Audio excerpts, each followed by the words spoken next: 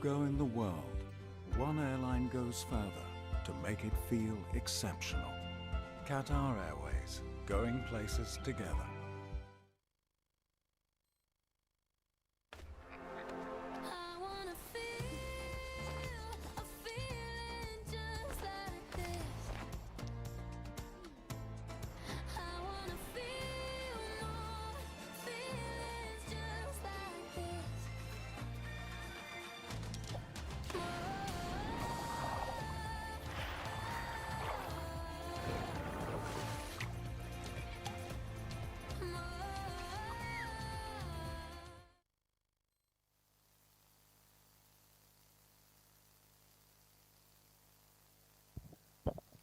Welcome back then to the Qatar Airways GKA Kite World Tour. More action coming your way. I'm Lewis Crathon, joined by Liam Dredge. Liam, what is coming up now? So we've got the women's surfboard division coming up now. We've been waiting quite patiently for the Levante win to just kick up a little bit more, and it's just picked up that little bit. So race director and the sports crew have decided to get competition back underway. It's 4:15 in the afternoon, so on the water next, as you can see, we have Barbara Scardello up against Michaeli Sol. So two good riders there, Lewis. Yes, and actually that is the two correct people on your screens right now. We've got a bit of a change here. Round one, heat number 2 sees Sophia Monti up against Camille Losran. So actually, these first few heats quite big names in here. Round 1, heat number 3, Zoe Brazil against Kessian Rodriguez from Brazil.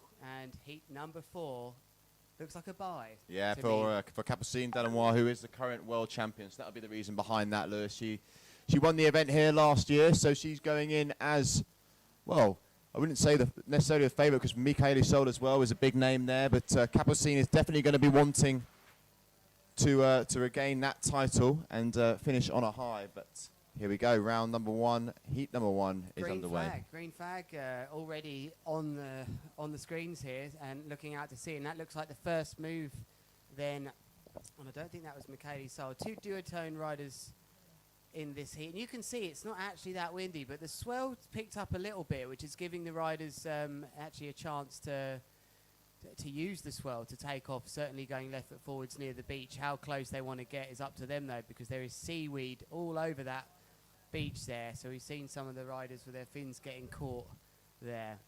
Yeah, we had high tide just before 3 o'clock as well, and we had that big seaweed line at high tide, and now the water's going to start to drop out. Maybe some of it's going to get dragged out with the tide, but Michaeli Sol is on the blue duotone, Barbara's on the sort of pinky reds colour, and we have Michaeli Sol now going right foot forwards. And she bins a front roll, and that wasn't so impressive, that, to me, Liam. Looks like the wind has taken a real drop. It's been a toughie out here today. Let's get to the point here. This Levante win was never going to be a strong one today, but it is trying, and there was a time where Big Air looked quite good earlier. 20 knots plus came in. Now they're out here a bit struggling in these early heats for these ladies. But let's see if they can impress us a bit more than those last tricks. That was a light-hearted and light wind start to the heat so far. So it's I'm going to say that's 1-0 so far to the Italian, Barbara Scardello, who's just gone down there as well. Lovely view in the background of Valdipaquiros and Tarifa as you head to the west. And here's Michaeli Sol, remember, a world champion, multiple world champion in freestyle, Liam. Let's see if she can land something important here. Again, going for that front roll, coming out of that one nicer there, Lewis, didn't go down there.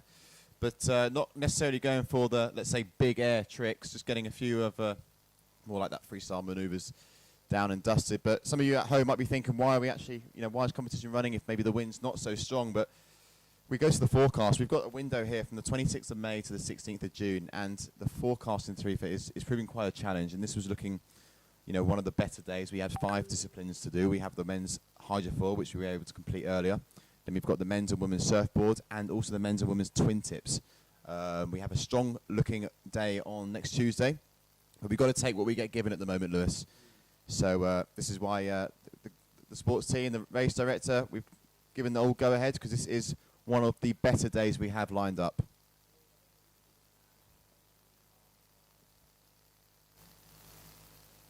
That one's not going to count then for Michaeli Soul. So just to go on that and what you're telling me here, Lim, what we all know about Tarifa, the strong wind that we get here, we haven't had it for quite some time. It's very unusual not to have this strong wind. And the Tarifa forecasting system, I mean, Tarifa has probably had more hits on the forecast than, a terrible heavyweight boxer. It's just been like every day everyone wants to know what Tarifa is doing. And there is this glimpse of Tuesday now looking very good for twin tip big air. But this was looking like the strongest to that point, as we see Michaeli Soul with a left foot forwards. Front roll, was that Michaeli? Both duotone riders? Yeah, Michaeli on the blue there. So it wasn't. That was an incorrect commentating there. Sorry, Liam. That was a wrong commentary. This is Michaeli Soul riding right foot forwards. Liam, what's she got for us? Well, let's have a look. Not a lot on that trick there. Looks like she was maybe trying to tuck the board underneath the feet or sort of between the legs, but getting no height there and not really catching any sort of gust or any part of strong wind now. It's interesting. I'm not sure what's maybe going through Michaeli's mind now. Definitely we saw before we got underway with the women, there were a few riders out there, throwing a few loops and, getting definitely a little bit more height and commitment into their tricks. But Michaeli here just looks like she's taking a bit of a chilled approach in this heat. Yeah, I think that's an understatement, Liam. I think we've got a real lull in the wind just as they've got on with this heat, and I can see pointing to the beach, sort of signalling, look, come on, this isn't really that strong for big air, but they've gone to go ahead with it anyway. So thank you for joining us wherever you have joined us from around the world. Hopefully we've sorted those sound issues out from earlier. And on your screen is a lovely wide shot of these two athletes representing from the United States, actually, here. Michaeli Soul also flying the flag for them, Brazil, as she's done in the past. And she is up against the Italian. And this is a tricky first heat. If they go ahead with this and they all seem to land some moves, then the one that's landed the better ones will probably want the result to stick. So never an easy place to be for a competitor with light wind. Coming in right foot forwards then, it looks like Michaeli Soul. Oh, abandoned. Heat abandoned. Biggest action of the heat so far, Liam, is heat abandoned. So, and that's got to be due to the wind. I mean, I can't see it being anything else at this current moment in time. It looks super, well, I wouldn't say super light out there, but it's definitely not big air weather. Probably just under around sort of 17, 18 knots, I reckon we've got out there at the moment. Looks like our ladies are on 9-meter kites and just not enough to showcase the big air talent. So, they're going to come in now, and we'll see when that checkered flag goes down, and hopefully we'll see some more green flag action, because the plan is to continue on with the women and then hopefully move on to the men. But, as we keep referring back to it, we've got to have stronger wind for these guys to go out there and show us what they're made of. So some of the big stories of today then, really, with the hydrofoil big air running, where actually incredibly the riders were jumping as high as 20 meters with the surfer data that we have. You wouldn't believe it in sort of 20 knot winds, but Jamie Overbeek, they're really a standout there. And of course we have to mention Charles Brudel winning another world championship here, dealing with it like a true master is. I think it's 4 world championships that he's won there. But on your screens right now, you are looking at a windless Levante, which is really trying to puff and puff to get things going here as we try and use every bit of wind we've got available to get the event with a chance of actually completing, because those of you that have been checking the forecast, as we've been speaking, there's not much in strong wind about. Tuesday really is the banker for the twin tip division. This is the surfboard division, and a reminder to you, if you did miss it earlier, that we had a stop in proceedings earlier on at the start of the day in hydrofoil due to a dog swimming out, which is probably presenting more dangers than just the normal twin tip with the dog out there with the hydrofoil. And we also had a bit of a technical problem with the judging, which just gave us a bit of a delay as we got going. But here we are anyway. The riders look like they're going out there for a bit of a freestyle. Where are you in the world right now? Maybe let us know in the comments. An 18 to 20 knot Levante might look more appealing to you than maybe it does to the competitors out here right now. But it is a beautiful day out here in Tarifa, and our live stream booth, which you saw for half a second there, we were ready for it. There's no food or anything down here. There's a knife and fork down there, but that's okay. But our live stream booth is starting to get a bit hot now, Liam. Yeah, it sure is. The sun is starting to do that famous, spot where it sits just behind that balneario line and Sooner or later, it's going to be glaring into our eyes, and then we're going to have to put the shades on. But for now, all of a sudden, it's nice, everyone goes out. When the checker flag gets pulled up, we can see the AP flag is now up. So we are on standby. Going to wait and see what this wind does. And a nice shot there, as we keep referring to. You can see far left-hand side where that nice sandbank is. That is Varadakaros. On the right-hand side, the old town of Tarifa. And then obviously the competition site on your very right-hand side screen. You can see the competition zone where the two buoys are.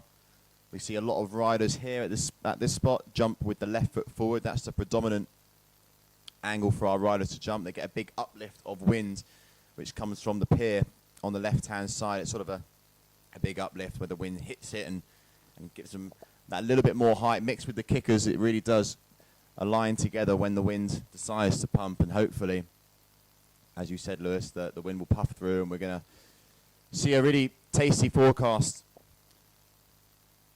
And you can also see there a very famous shot. You always see those photos of the big air riders going big, and if they can get that photo where they're above the castle, they know they're going high. It's quite a famous shot, that, wouldn't you say? Definitely one of the most iconic shots in kiteboarding. Thank you very much, Federico SP, giving us a nice bit of feedback on our quality of sound and video. I'm sure our team will appreciate that after their extremely tough start to the day from the media crew. It's always a bit like that in kite. It wouldn't be kiteboarding without that, let's be honest. No, it's sort of part of the drill. It's part of the job, to have a big tough day as we get going and then to get it all right, within the last few seconds of the final. But we do thank you for tuning in. Any questions you might have on YouTube, now is a great time to ask us as we look to fill what seems to be an indefinite amount of time that we need to continue for here until we get an update on the conditions. But as I've said before, this is the Qatar Airways GKA Kite World Tour in a difficult place in Tarifa with no wind or very light wind. If I had to hazard a guess, I would say that is a solid 13 to 15 knots out there right now. What do you think, Liam? Yeah, I would also agree to that. I think it's definitely, if anything, dropped off throughout the day. It was a shame. We'd always thought it was going to be a little bit, pick up. But I also have some exciting news, Lewis, that has literally just come in. And we've 50 now... knots? Not quite, but we've called yellow light now for the first possible start on Tuesday the 6th of June for the twin tip riders. So yellow light. So what that means for those at home who don't quite maybe understand the traffic light system, we have the red light, and then we can move on to yellow light when we have a promising looking forecast, and that tends to have been called maybe 3 or 4 days before the competition day. And then what we'll do is about 48 hours before, if it still looks promising, we'll call the green light, and then any rider that's not currently in Tarifa can start arranging their travel, make their way to the kite surf mecca, and hopefully all fingers crossed and all the stars will align and we'll get that forecast. So Tuesday, yellow light, that has been called. Well, that's pretty exciting, I'd say. We need that. We need the riders to be getting excited now. And I think that green flag is going to be due very soon as well, Liam, with Tuesday being the most likely. Let's remind you then that it will be a combination of the Lords of Tram event and this one for the big air twin tip riders here, with Liam Whaley taking the win down in France. He's sitting in top spot, and it's Andrea Principi in second. So really, and from my experience, what will happen there, let's just give you a scenario here, Liam, and this one's from experience. If Liam were to finish second and Andrea Principi to win, Andrea would actually take the win. Yeah. On the most recent. It'd be on the result. tie-break score, yeah. Yeah, which is the most recent result, which is a bit far down the tie-breaking. Actually, there's quite a bunch of stuff, but it would go down to that. There hasn't been loads of events to split them. No. So Liam's really, in some ways, I don't think in an amazing position. I mean, he's in a good position, but it's not, Andrea, of course, would have to get to the top two for that to be an all but nothing heat decider. But it's all to play for, and that's really what I was trying to get across to you, all on the live stream, and anyone else listening in the live stream booth here, which there isn't. We're on our own, Liam. We did have some of the media girls in here earlier. Yeah, rinsing our Wi-Fi, but it is what it is. Yeah. But I think it's quite an important point there you mentioned, Lewis, about that twin tip final. It's a good point to talk about it now while we're on that AP flag. But there's lots of scenarios. Now, you have the likes of Jamie Overbeek, who also can still be in with a shot. Yeah. But that's where it gets really technical with third place finishes, fourth place finishes. But the other important thing is, unlike Lord of Trams where we had 2 in the final, it's going to be a final of 4. So you could have the likes of Liam, Andrea, Jamie, and another top rider all in the final, and you could have so many scenarios. Going on, and we're going to work them out. We're going to do our best as well to work them out for you for Tuesday, so we can talk about those possible outcomes. But I mean, Liam's, from what I've been speaking to Liam, he's going in confident. He's at his home spot, and he's kited when it's been 25, 30 knots here. He's kited when it's been 40, 50 knots, and anything more. So he's pretty much covered from most angles.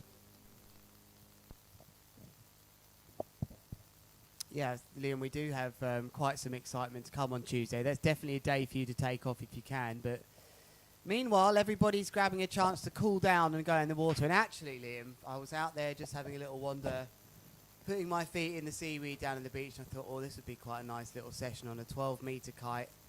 A bit of freestyle. It is absolutely baking here in the container.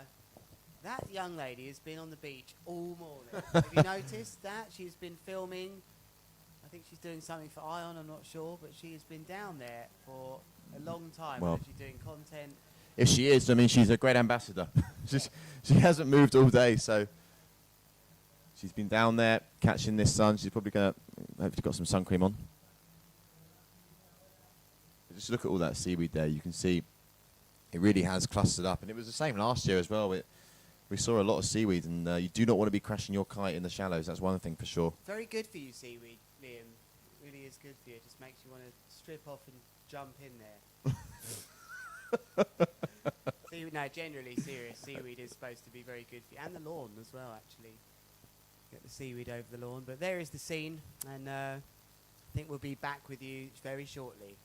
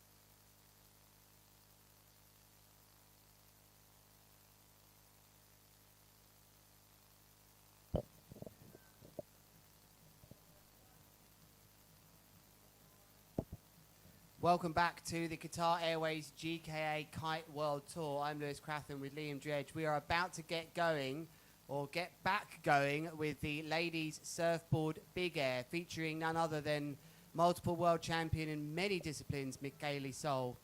And she is going to be up against Barbara Scadello on the water right now. So there is the scene. Wind has picked up a little bit now, Liam. Yeah, we just had a little bit of a lull there in the wind. We did start with this heat probably about 20 minutes ago, and unfortunately then we had to abandon it. And then all the kiters went out, had a little bit of a play around, and then race director Danny Jimenez was like, you know what, we're good to go again. So pulled the trigger and up goes the green light, and these two ladies are back now on the water. And you can see Michaeli Sol there with the blue kite, and Barbara there on your screen with the red sort of pinky duotone kite. So both riding for duotone. And we're going to continue on with this heat now as the Levante is starting to look that little bit more full, a little bit more consistent. So let's only hope that it goes one way, the better way. Yeah, look at that clear water on the inside, but seaweed is underneath there. So are we going to see a nice landing here? Yes, that is a very nice sort of moonwalky landing there from, was that Michaeli? I think that was Barbara, maybe. They swapped kites. I swear Michaeli was on the blue earlier. Maybe you're right. Always difficult when both riders are on the same brand kites, but here it definitely looks like Michaeli with a back roll that's gone wrong. It's an interesting choice, isn't it? Because we saw Michaeli sort of take this approach in when they were on the water about 20 minutes ago. She was going for those like little front roll manoeuvres, little back roll manoeuvres, but not necessarily going for the kite loops. But it's definitely windy enough to pull, a loop at 6-7 meters at the moment. Yeah, I think that we're not seeing our major big air stuff right now because they're just trying to get something on the board as we watch Barbara here from Italy. Don't know much about her, Liam, but she looks like she can handle herself on a surfboard here, going for a front roll, and classic commentators curse that as she doesn't handle that move so well. As we focus back to Michaeli, so we've got a bit of rhythm in this heat now, Liam, and hopefully we start to see some scores coming in, and that is definitely going to score nothing. Yeah, going for trying to grab the board there and probably do what she wanted to do on the last attempt, which was that sort of back roll. Just had a little look there as well. Barbara did some sort of freestyle maneuver as well. Didn't quite catch it, but Barbara is up now, and you can see both riders at different positions. The riders have about 30 seconds per trick attempt. The judges are being a little bit flexible with that, depending on the conditions. But now it is Barbara Scadello there on your screen. There you go, thumbs up. It's now her turn. Bit of confusion there, I think, for sure. She's raising her hand there as to say, what's the deal here? But here she goes, trying to do another aerial front roll. Oh, Barbara, if you could only have stuck that, that would have been there is a devastator on the cards here, Liam. Let's get, straight to it. This is the first heat, hardly any wind. You've got one of the riders here used to being in finals, and there is the ridiculous landing and ride out from Michaeli Sol. Well, I never thought that was going to happen. For a moment, I thought she was going to crash it, but that's probably the biggest action we've seen so far in the ladies' surf. That was quite a big, heavy landing. But she rode through that butt She did. check. Yeah, it did, and it's the first kite loop we've seen as well of the heat. So nice. You saw that Michaeli there in the air, just getting that little bit of a yank, not getting much height at all there, but still, still pulling the loop, and that's exactly what judges want to see. This is big air. I know the conditions aren't quite aligning yet, but loops can still be pulled, and Barbara now on your screen. I quite like Barbara's approach here. Nice control. Come on, Barbs. Go on. I couldn't deal with it.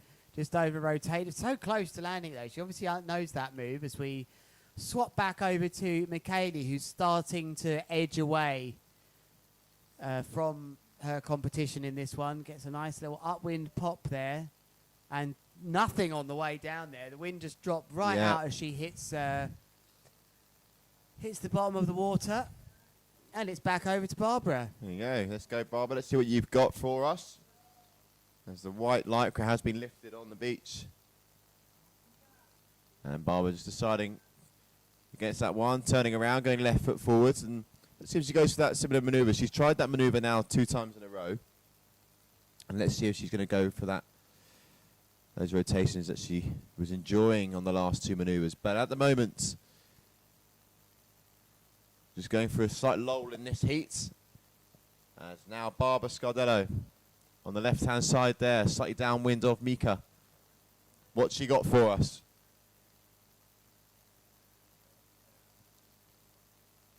But unfortunately they're not being able to grab that board, so that will go down as a crash. You can see Barbara Light sort of taking off in that inner left section there. That's what sort of where it tends to be that little bit more, I'd say, maybe consistent, Lewis, would you say? It tends to, the more right you get, it tends to get a little bit gusty around this. Yeah, I think that's a good observation, but Michaeli Soul choosing a little bit of a kite loop there, just edging another few points on here. She just got to get through this heat. It's a tough one. And like every discipline in kiteboarding, I think the wind, when it's super light, just makes it that little bit more forced. There's a nice shot of some people on the beach. And once again, a lovely shot of our location as well. You can see there, beautiful Tarifa. And here we are in Balneario, one of the most famous spots when it comes to big air kiteboarding. And Barbara there just getting a little bit of air time and traveling a little bit downwinds, not really doing too much above the water. But there we have Miko, who will be next. So quite a slow heat, not much crazy action, nothing really to get you on quite the edge of your seats just yet. But let's see what happens when conditions start to hopefully improve and these ladies can show that little bit more skill. Oh, here we go. Oh, it's a ridiculous attempt. She nearly stayed on the board there. Michaeli Soul upping it then with some kite loops. That's what you want to see. Yeah, we do. It's a bit of a fan base on the beach there. Watching on, so Michaeli looks like she's got this comfortably in the bag. And it's a red flag. It's actually the end of the heat there, yep. Liam. So who have we got coming up next? Well, let's have a little look. Let's have a little look. Who is coming up next? Who's coming up next?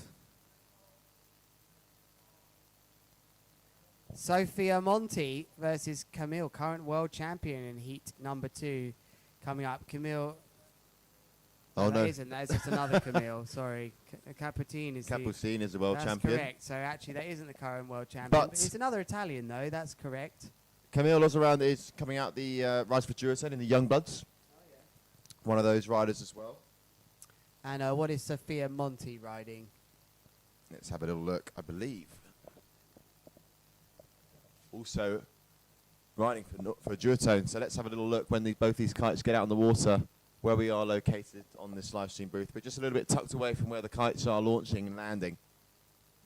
We've got a prime spot when it comes to looking at the actual competition itself and the action on the water. And there you have your riders on your screen. Round number 1, heat number 2, surfboard women. Sophia Monti coming out of Italy, taking up the Switzerland Camille Lozarand, the youngster. Very talented freestyle rider as well, strapless freestyle rider, Camille.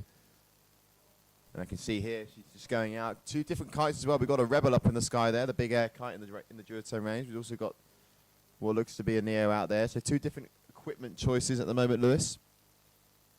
That could be interesting. Definitely looks like I would think that Rebel's a bit more hot to handle power-wise through some kite loops, but it's got, I'll tell you what, it's a good bit of power. It's going to get some good lift. Yeah, it looks to be there. Around the 9-meter ranges that our riders are taking on the water at the moment. We'll bring you all the models and makes, of course, but so far these first 2 heats have been all the same, so there's nothing we can do about that. Do let us know online where you're tuning in from, who you're hoping to win this, how big you think these riders can go today. This is the Qatar Airways GKA Kite World Tour here in Tarifa. Yellow flag is up right now, just before this heat number 2 of the ladies. And I'll be able to tell you as well, Lewis, you've got Camille on the Rebel, she's on the white kite, and it's Sophia on the blue. Nice, that is great. How did you know that? Oh, just keeping my eyes open and just really watching there the camera. I was able to identify those riders. Nice work there. Thank you. It's hard. Have they got helmets, these ones? Sophia does. Yeah. And Camille does not. Actually, all you needed to do there, if I'm right, is to recognise one of them to solve that problem. Do you think? Yeah, I reckon. I reckon. I think that might help, yeah. There is the flagman. Great, very in focus shot of the flagman. Very quick there. That was definitely under a second. Flag raised and horn. Yeah, so good work. Like an F1 pit stop. Yeah, definitely earning his keep here on the GKA Kite World Tour. Yeah, that's for sure. We'll bring him back. Oh.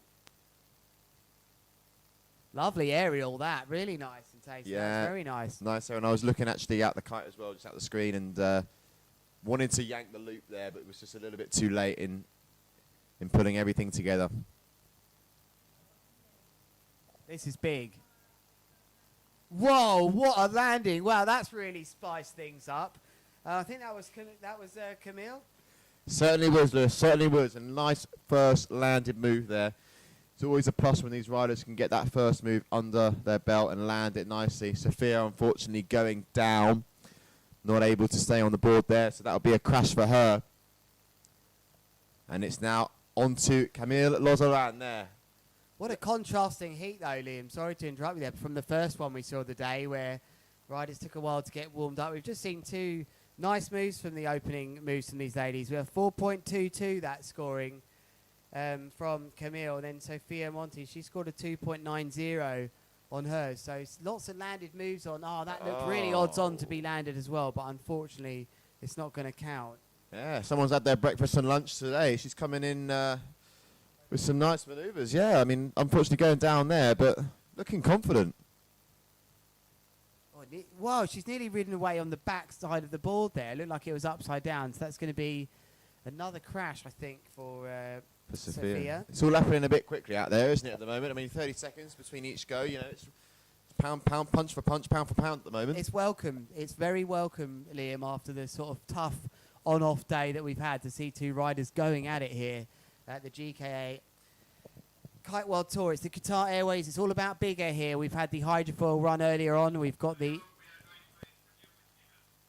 And I'm sure, as you can or have just heard, we are going to go to an interview.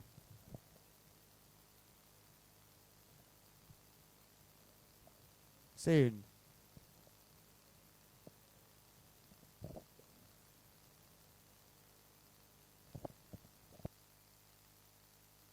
I'm here with Michael Isol, who just won her heat, the first heat of the women division, and I'm curious to see what happened out there because, yeah, she told me the wind is a little bit funky and goes up and down. So my question is, Mika, which is your strategy when the wind is not so perfect as you expect? And I understand you need to improvise as well, but sometimes maybe you have a plan or you just improvise completely. Honestly, I don't really have a plan. I'm just doing this mostly for fun, so I'm just going out there doing what I can do and having fun with it, you know, trying some kite loops and whatnot. That's just my main goal to do, is just to land those kite loops, basically.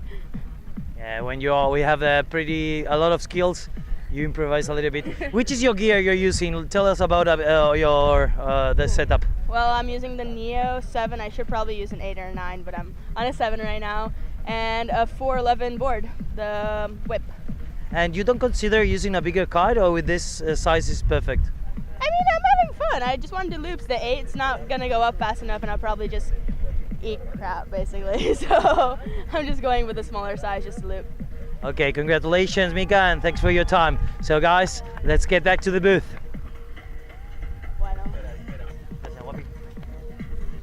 Nice to hear Michaeli there, pretty stoked with that win in that tough heat, Liam. Yeah, it's always a bit challenging there. First heat of the day and maybe not the conditions that you want, but managed to put it together. But now it's all systems and focus on this next heat, heat number 2, where it looks to be that Camille Lozoran is just putting the pieces of the puzzle together nicely. Sophia, unfortunately, just going down and getting a few too many crashes at the moment, so we're going to need to, fine-tune a few things out there. Doesn't have too much longer, but Camille there going for that kite loop and landing, sticking it, putting it all together. That's woke the beach PA guy up a little bit as well. He liked that massive slappy landing there. Very hard, clean. Judges are going to score that well. I think that's going to be one of the highest scoring heats here. So it's all to do then for the Italian if she's going to come back here from the Swiss rider who's really ripping here, I have to say. No, yeah, for sure. For sure she is. Both riders now on your screen, just making left foot forward. You can see there Sophia just having to pump, but there's a little kicker here. Can she make use of it? Yes, she can. But again, yeah, going for that kite loop, but not being able to grab the board. I think she had some seaweed on the fin there as well. It just fell out. So this is really now all up to Camille how much she wants to push it during the end of this heat. But she looks very good to make it through. And here she is on your screen. Going to go left foot forward. Hoping to line up her jump with one of these kickers, but it looks like the swell out there has just gone a little bit quiet. Whoa. There goes the board, and we've got a big back roll caner there for you. So that one didn't quite work out for her. You think she'll get a score for that, Liam? No. No, I don't, unfortunately. No. I think you're right. Got to be landed this, really. Looks odds on to land this. Yeah. Oh, I just went over the front, unfortunately, for Sophia. She's really demonstrated that she's got the moves here, but she just hasn't had the luck maybe on landing to get these scores on the board. And now Camille getting back to her feet because she'll be going up next as the grey lycra has been raised on the beach, which only means one thing, and it's her turn. So here she is, right foot forwards, making her way back in towards the beach, trying to get a little bit of momentum through that board. But again, not being able to link it all together, not being able to grab the boards. So once again, another crash for her. Red flag means end of the heat. Yep, end of the heat. So we're going to move on to the next one.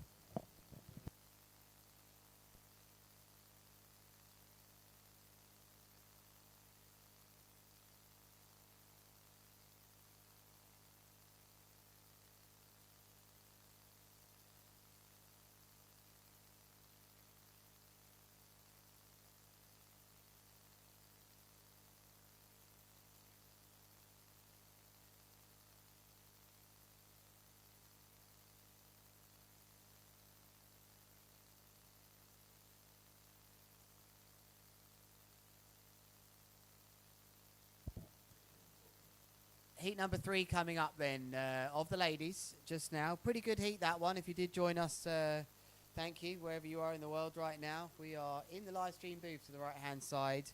And coming up just now, we're going to have the current world champion in this next heat. Who's she up against, Lee? I don't think she's actually not going to be up against. Yeah, you have got it wrong, unfortunately, Lewis. Yeah. I can tell you exactly who it's going to be. It's going to be a battle of the North. It's going to be Zoe Bazil against Keziani Rodriguez. Well, if I just keep saying the next heat, the world champion's in it, I'll get it. I mean, I'm sure Capulcinas are loving the amount of time she's getting shouted out. They just keep moving her from the heats I'm seeing into the next heat. That's what's happening here. So, yes, and rightfully, of course, she is in heat number 4, the final heat in the order, because she's the champion. And so she should get the advantage of not having to go out first in the earlier conditions. That is what we do there. So she's split from second-ranked Michaeli Sol, who started off in the top part of the ladder, who went out first and won her heat. So not long left then until this third heat, which will feature, as you said, Zoe Brasile, which interestingly from France, and Keziani Rodriguez from Brazil. Yeah, Keziani as well, actually switching up the gear from last time she was competing. She was on the F1 stuff, so made the old switcheroo. And what's she riding now? She's on the what looks to be the calves from North. So changing up. So we have 2 calves here, or a calve and a... It looks now it's a calve and an orbit. We've got a blue calve and we've got a yellow orbit. And there are your riders on your screen. Round number 1, heat number 3 of the Surfboard Women, the Qatar Airways GKA Big Air Kite World Championships 2023. Out here, Balneario Tarifa, the Kite Mecca. And there we have Keziani on your screen in the white lycra. And green flag rises high in the sky, which only means one thing. We're on. This heat is now underway. And I also know, Lewis, these 2 riders, good friends off the water as well. seen spending a lot of time together, and that's what it's all about. We've got a great community here on the tour. It's nice to see that everyone gets along with everyone. You travel the world together, so why not have a few friends out there? I preferred the days of the mass rivalries, I have to be honest. It's lovely that everyone's friends now, but Kite did provide for some great action when Kevin Langray was steaming into the judges' box complaining about something, and Aaron was not so much speaking to him. Those were some days of rivalries, but definitely this camaraderie, I think that's the word for big air now, and looking out for each other is probably necessary with what these big air riders are putting themselves through. That's an unbelievable front roll on the yellow north that we just seen there. Wow, that was awesome. Lots of power, lots of speed into that. This is going to be a big scorer, I think. And I think that was the French lady with that move, as we see an answer back from, is that the lady from Brazil? Yeah, that is Keziani there with the answering back there. Not quite the same sort of style, elegance as what Zoe showed, but I think this is going to be a great heat, Lewis. They're two big heavy hitters here. I know them from the Wave Tour, and they are very, very good. But unfortunately, there's Zoe Brazil not being able to grab that board, and that will go down as a crash. So what she does, she throws it back to Keziani, who will definitely be chasing after that first move.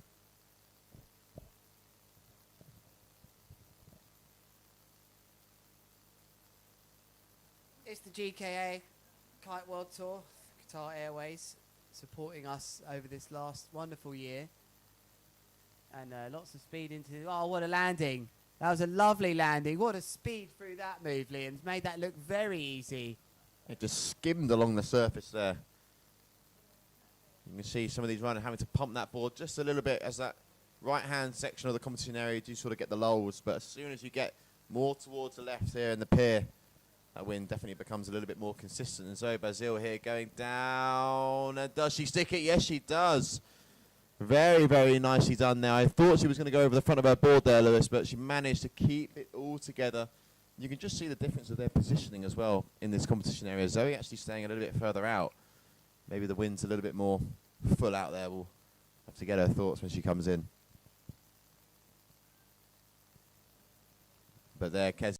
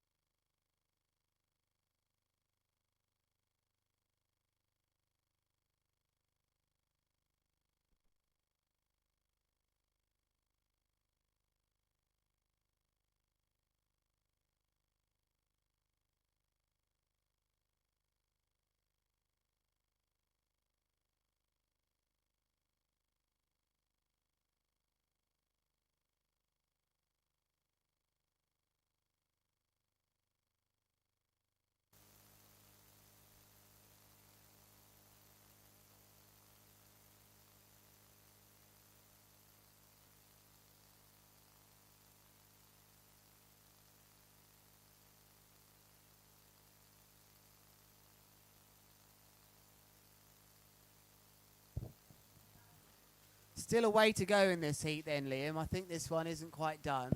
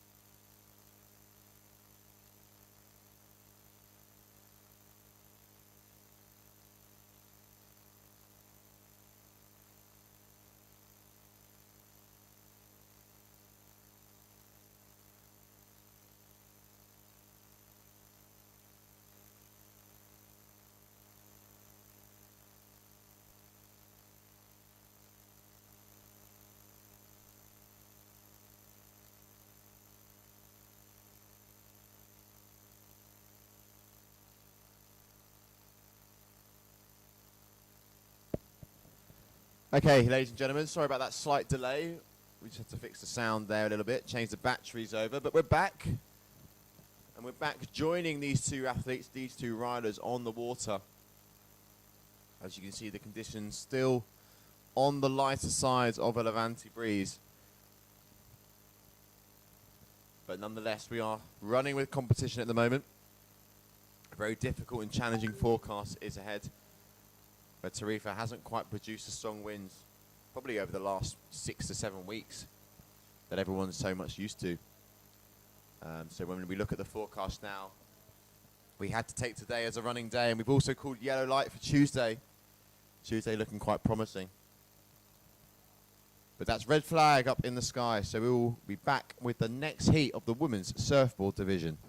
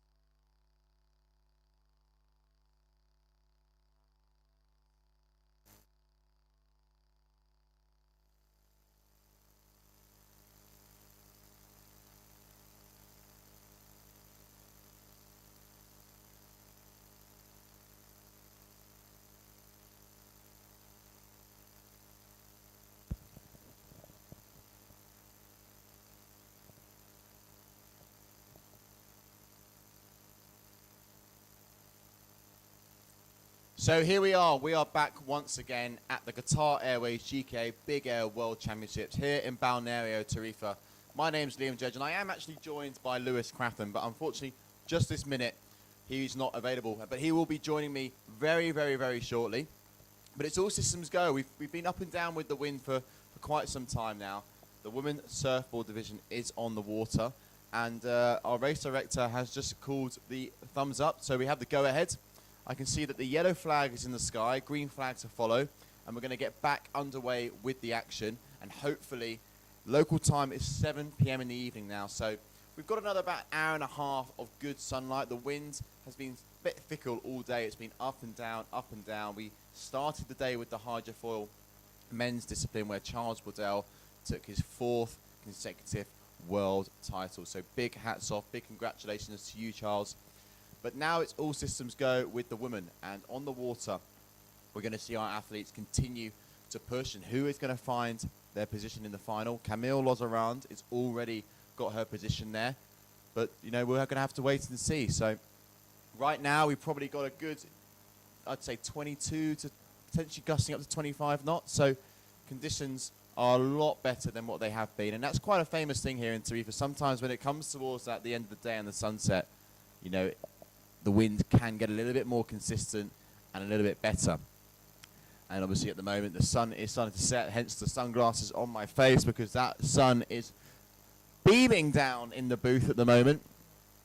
It might affect the slight glare on our cameras as well, so if we do have a little bit of a glare, we do apologise. But with that angle of the sun, it is quite difficult. But nonetheless, you can see our riders now heading out onto the water. And we're going to have a little look now who's up next. And there is our competition zone. You can see the boy on the left and the boy on the right-hand side. All the containers there on the right. That's where we are, in that nice glass one on the left-hand side, which attracts all the heat. But, you know, I'm British, so I could do with a bit of a tan. And then you can get the nice Tarifa Old Town on the right-hand side. And peeling off to the left, we have Val de Chaos. Really far, far left-hand side. I don't think you can quite see it here. But that's another very famous Tarifa beach where a lot of kiters go, because here at Balneario it is bang offshore, so it might look really, really nice and super flat, but actually that wind is super strong and very, very offshore, so you don't want to be crashing your kite, otherwise you'll be ending up with a one-way ticket to Morocco. And you don't want our riders to be there because the competition is in Tarifa. And here we have Mikat Soul on your screen. So very, very talented all-rounder here with a lovely little front roll there. Landing that one. Not going for too much air there. Pretty much a freestyle trick rather than a big air, but nonetheless it scores on the board for Mika there. And she is up against Keziani Rodriguez, coming out of Brazil. Very good, aggressive wave rider. And let's see what she's got when it comes to big air. Plenty of speed going into this one. Again, similar to Mika, going for that freestyle maneuver, using her hand just to balance herself out there, though. But nonetheless, landing that trick nicely.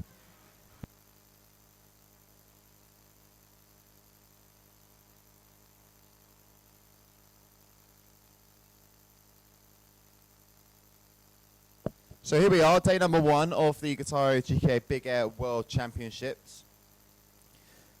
And we've really been up and down today. The forecast has been a little bit difficult. We've been stop, start. And hopefully we can finish this division here. But we do want to offer these ladies good conditions. We don't just want to get them on the water to finish. We do want good conditions to come our way. And we've had a lot of riders that were out on the water the last half an hour pushing. And there were some, you know, big high loops as well. So our sports committee thought, you know what? It is time to get these ladies back out on the water. So here we are. And joining me once again is none other than obviously Mr. Lewis Cratham. Lewis, how are you? I'm good, thanks, Liam. That was very interesting what's happened there. We've had a big meeting early on with all the ladies deciding, look, it's too light, we don't want to do it. Some of them did want to do it. Hours in, the pressure built up for the ladies. They know the forecast. They know there's not a lot of opportunities here to get a world champion, you know, result here. And now they've gone for it. Everyone went for a session, and some people were going pretty big. The guys were out there too, and they've been pressured into it. And here they are out there not exactly perfect conditions, but it's good enough, and the girls are really going for it now. So great to see that the evening will have some action. For those of you that have held on our live stream, thank you. Leave us a comment. Who do you think's going to win this today? But it's definitely been about a bit of patience for the ladies' fleet. Yeah, it's a bit of patience for everyone as well down here. Sports crew, all the GKA crew, the local crew, and the riders. You know, we've been keeping our fingers and toes crossed that a Levante does build throughout the day, and as you mentioned, it sort of has done now, and we can see there Mika going. Quite looked like she got the nice clean landing that the judges are looking for. Yeah, I think you're right about that, but plenty of energy needed to get through this last part of the day.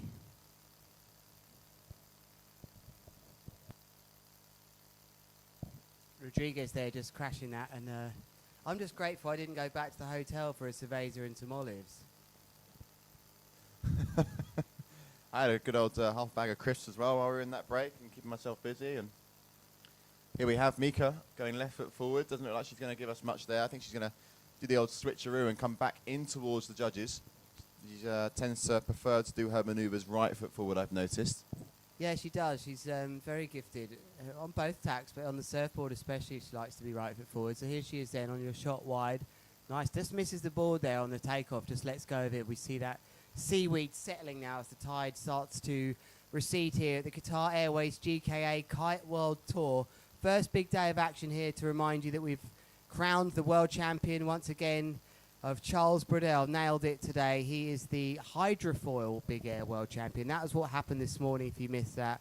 As Liam was just telling you, that the surfboard big air discipline, renamed from the strapless, by the way, for reasons I haven't got to the bottom of, to be honest with you, but it's now the surfboard big air, and this is what is on your screens now, and these two look like they're vying for a place in the final, I believe.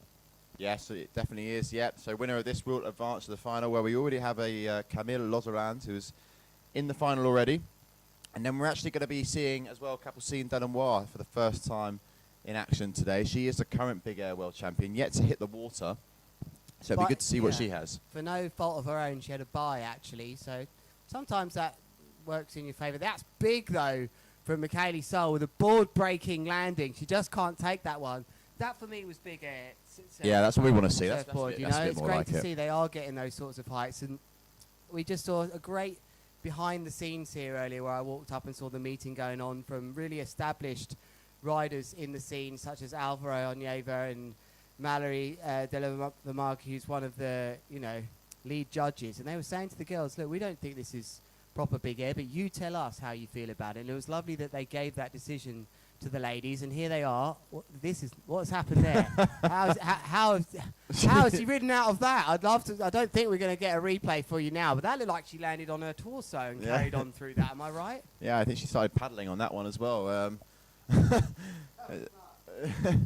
But I don't quite know what the outcome of that score will be, whether that be a counter trick or not, because it looked like Keziani was just sort of lying on her board, enjoying the motion of the ocean out there for a little bit.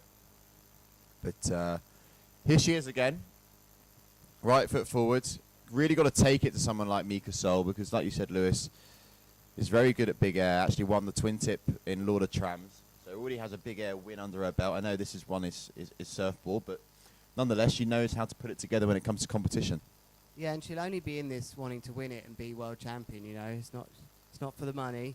She's really believes that she can be, and she got very close, I believe, last year. Yeah, and it was snatched from Capucine. And it's going to be a 4-woman final as well. We'll have 4 riders in the final. So that is a little bit of a difference to last year as well. Normally we would go to have that mini final and that 3rd and 4th battle out.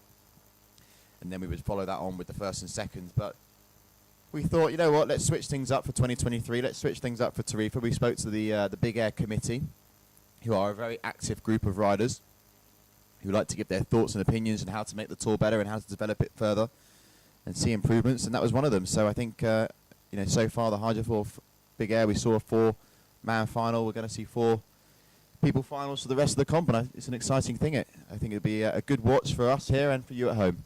So that's heat ended then. Heat between round 3, heat number 1 of round 3, which is Michaeli Sol and Kessiane Rodriguez, and I think that's the end of the road for the Brazilian. Not actually so far apart there, 6.38 to 4.42 I have that heat. So coming up next then, as you just mentioned, Liam, we will have Camille Lossarand on the water.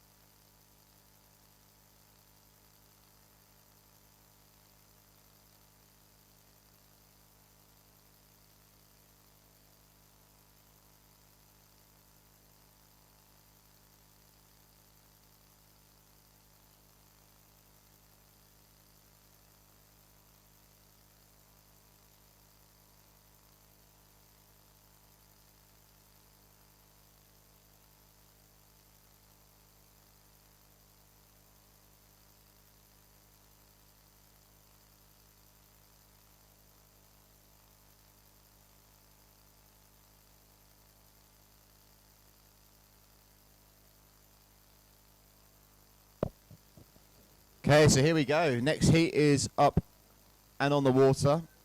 On the yellow kite on the left-hand side there, that is Zoe Basile coming out of France. And then coming out of Italy, just doing that maneuver there, that is Barbara Scadello. So these are your two next female riders that are on the water, ready to battle it out for a place in the finale. And here we have Zoe Basile. Another very, very good and aggressive wave rider. Making those turns look so easy, those tacks. But here she is, Zoe Basile, lining up, getting some speed. Starting to move that kite up to 12 o'clock. And she yanks in the bar, go for that front roll, lands it nicely. Very nice starting trick there for Zoe. Nice front roll. Coming out of it cleanly. And then charging behind is Barbara.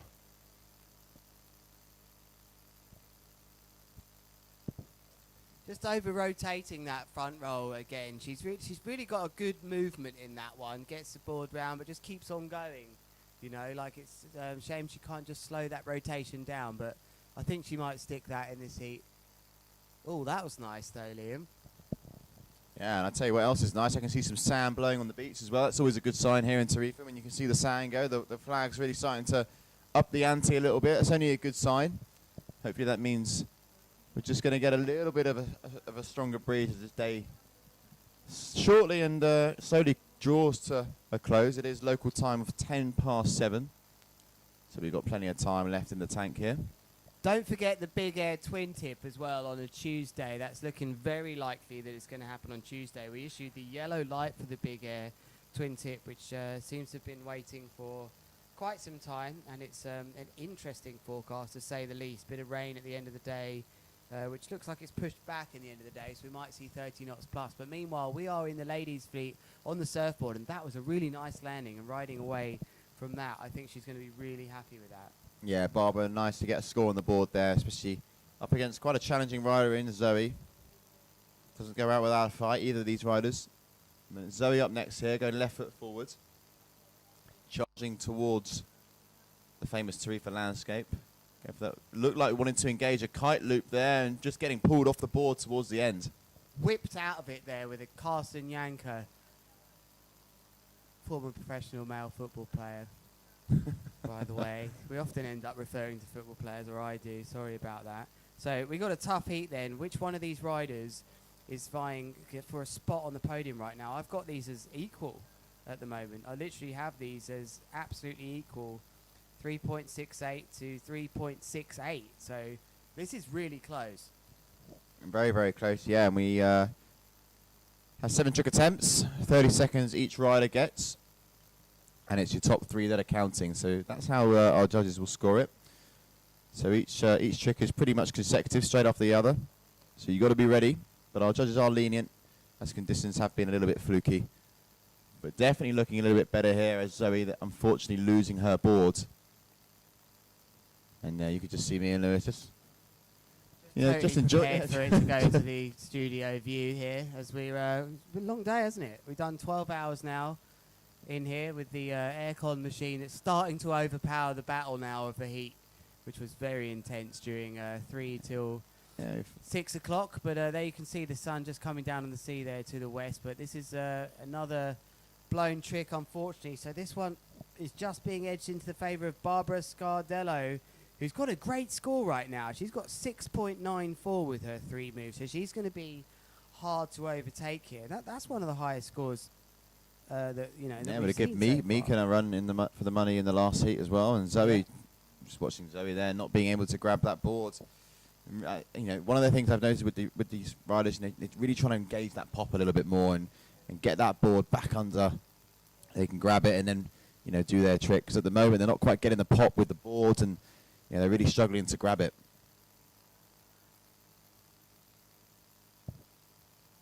Welcome then to Qatar Airways. It's the GKA Kite World Tour. This from Zoe, but that would have changed things, I think, Liam. I think that would have scored into the 3s. It's what she needs.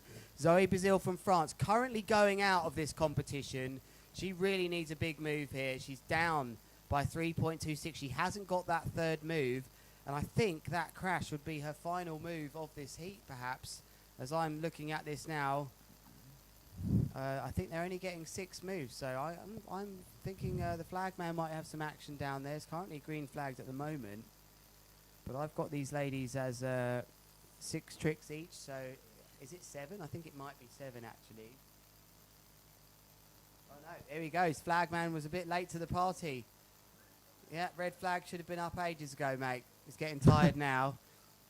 He had me wondering if it was 7 trick attempts. So great heat, that one, considering how long these ladies have waited around. And I think that was a good effort from both of them. But Barbara Scardello from Italy, those of you from Italy watching, she has absolutely nailed that heat. And she will be moving into the final, I believe.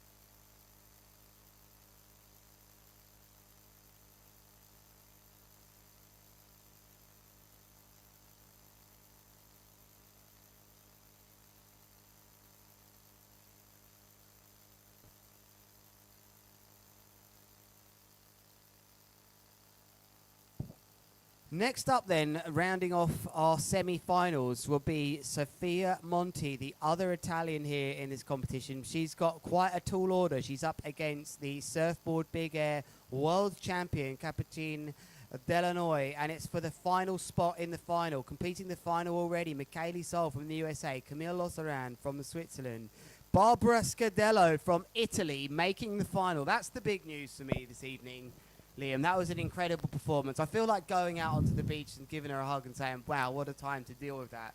She was up against a tough rider, Zoe, there, and I think she's done really well. Now she'll be waiting for that hug, Lewis. You're going to go stick to your word now. Once the day comes to an end, go on. You get out. You get out there and get 2 arms around her. So there you go. Lewis Crathon has now left me in the booth because he's got more important things to do, like hug the riders when they advance through to the next round. So, maybe I should take a leaf out of his book. But anyway, let's crack on, because the more important thing is the action that's going on the water, not the love that's going on the beach. So, Capucine Delanoy, your current world champion when it comes to big air. And we're just waiting for that green flag to go in the sky. As you can see there, the yellow flag just flapping around in the wind there.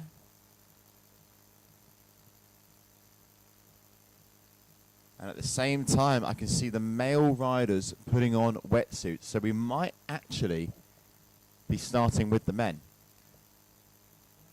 I will get some news to follow for you.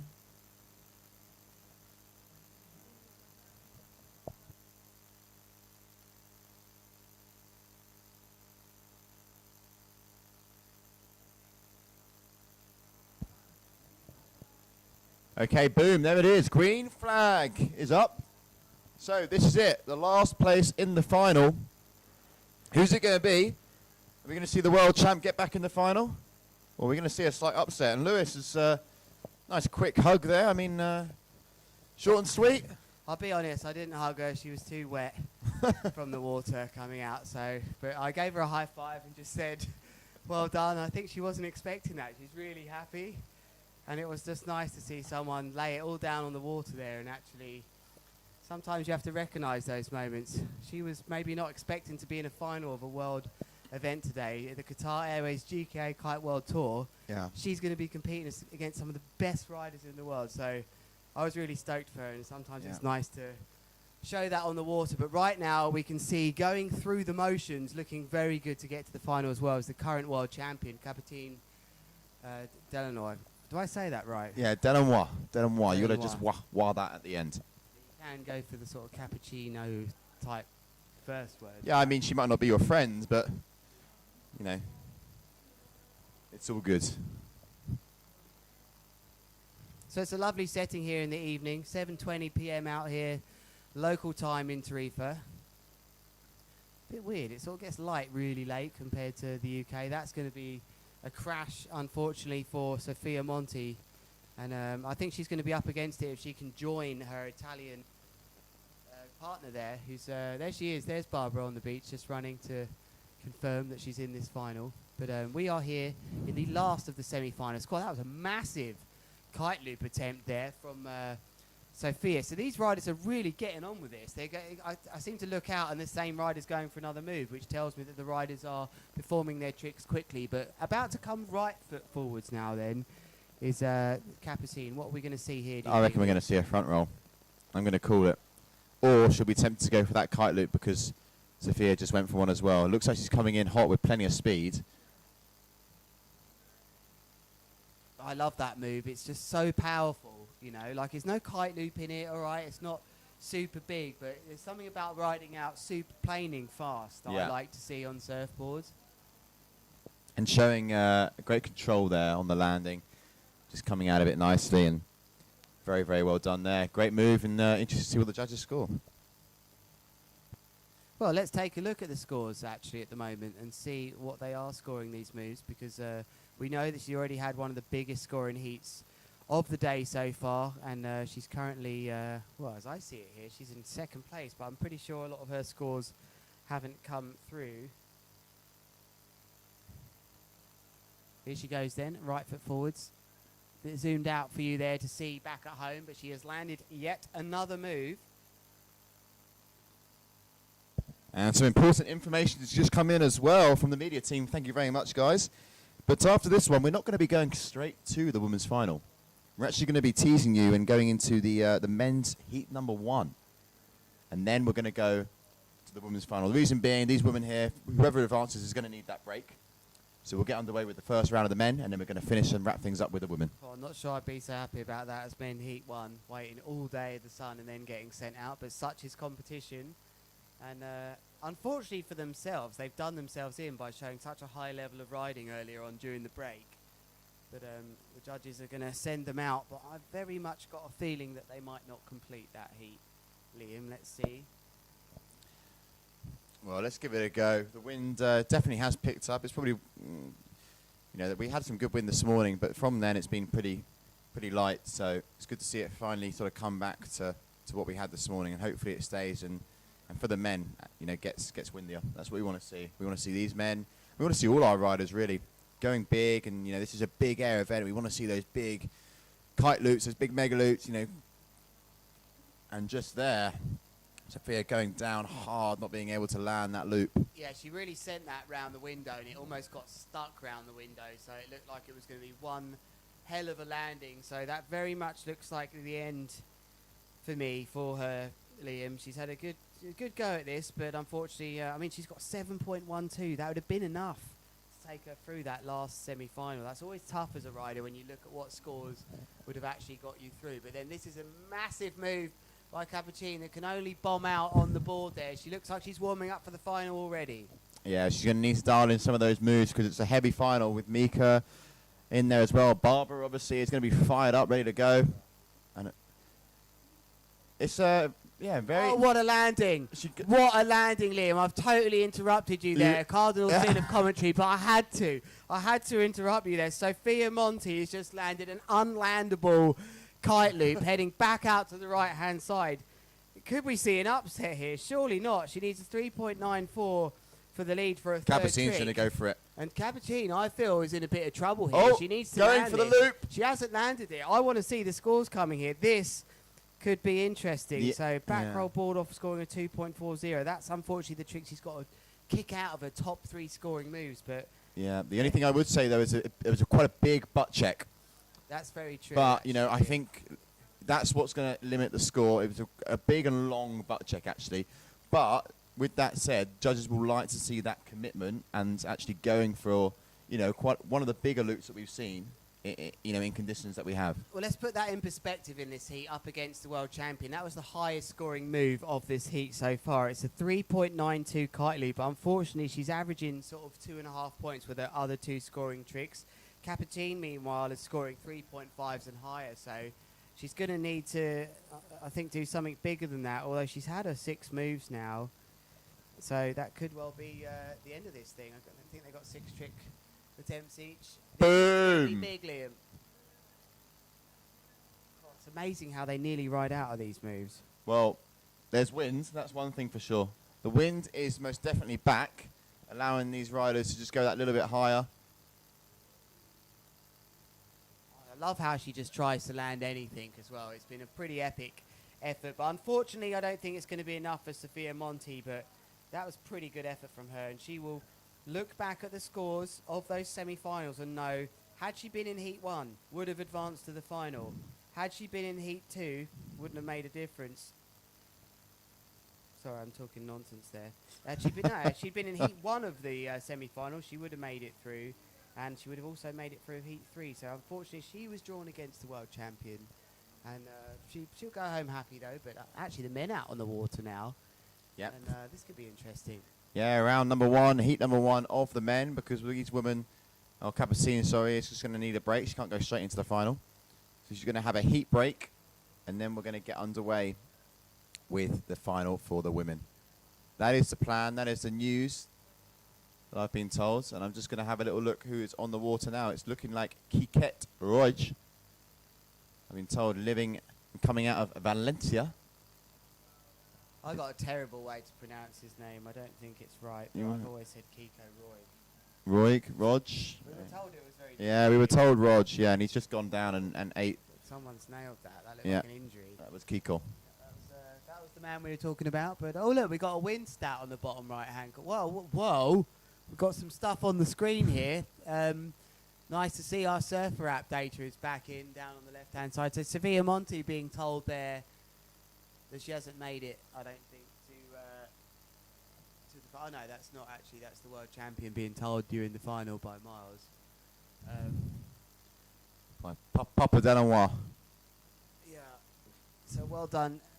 I mean, there you go, Lewis. Look at that. 24.3 knots at the moment, which is, that's what we want to see. You know, win better, Yeah, the much sand better. is going. I think this is actually a good call from the race team here, thinking, hold on a minute, we can get some serious stuff done. Boom. Then. Unfortunately, there looks like that Camille Delanois, so the brother of Capuchin there on the Red North. Kiko on the Air Rush lift, that yellow kite. Kike coming from quite a freestyle background when it comes to strapless. Same for Camille as well. 2 very good freestyle strapless riders. Camille had a good finish here last year in the GKA Big Air World Cup, but Kike here going for that front roll with a kite loop but not being able to get caught. And it'll be great, guys, if we can try and get the angle of the riders, please. Because these riders are just dialing down a few tricks. The yellow flag is up.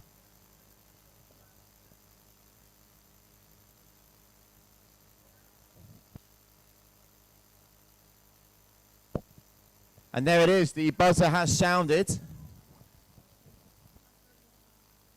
And now we go.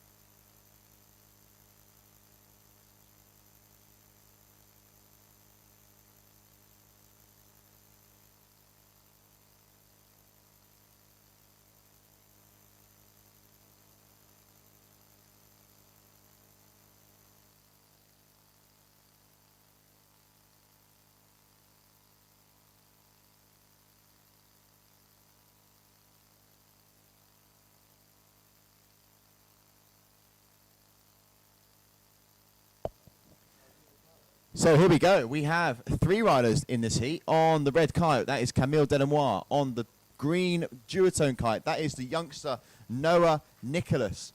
And then just out your screen on the left-hand side, riding the yellow Air Rush lift, that is Kite Roj. So those are your riders. Just bombs out of a boogie there, Rodeo. Doesn't quite get the height he wants. It'd be interesting to see who can make this work then in these, windier conditions than we've seen earlier on. There's men running all around the beach now because the sun is still really high. I think we've got another 2 hours of light here. So it's a tough one for the competitors that have waited around all day. But the smart ones might have been back at the hotel. But they are running around now. And core, this is big. And that looks to be like Delanois with an amazing double front roll board off. That was absolutely sick. That's going to score big for Camille. That's his style. It had to be him. The amount of times I've got in his way here when I'm trying to do big air at Tarifa and he's going around doing these amazing moves. Or was it him? That's maybe, wasn't it? That's him on the red. That's him on the red. Yeah, I'm going to tell you now, Lewis, that was Kite. That's terrible. So that is Camille. Okay, that is Camille. So I probably got in the way of all of them, to be honest. I thought that was a North for a second there. That's an Air Rush, that yellow one. Looks a bit like a North. Okay, so got that one totally wrong, but that's going to be one of the biggest scorers for me. That score coming in from Kiko. And they are going absolutely through the motions. Wow, what a landing. What a Let's not forget about Noah Nicholas here, Man. Liam. That was pretty impressive. Yeah, that's what we want to see. Yeah, great move there from Noah Nicholas. He's one of the youngest competitor in this heat and one of the youngest competitors in the whole draw, in fact. So he's got a point to prove, but Kike not putting a foot wrong there. Lovely stuff, lovely manoeuvre from him. They're nailing all their stuff here, these men. It's pretty impressive. Well, that just tells me one thing. That tells me that the wind and Levante has just kicked in just that little bit more. We were looking at about a good solid 25 knots. And that's where we have. So next up, Camille Delanois.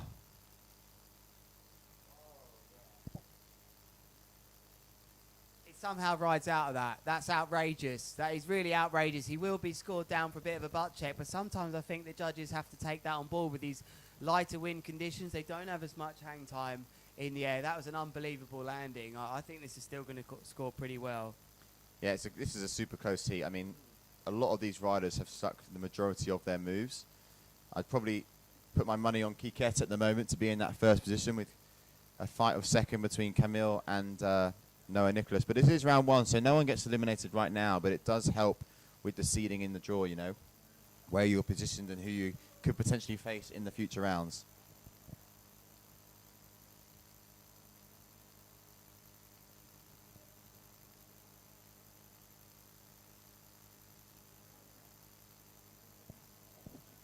See Havo on the beach creating the vibes as well, giving all the fans and our spectators all the info they need to keep up to date. Did the old big 11-hour stint drive from Barcelona overnight to be here this morning, Lewis. Commitment. Oh, that's a toughie. That almost sounds as bad as the Algeciras bus from Malaga. Those of you that have witnessed that one with cars going 5 times the speed of you, stopping at every single toll booth on the way down, that's a tough one, that.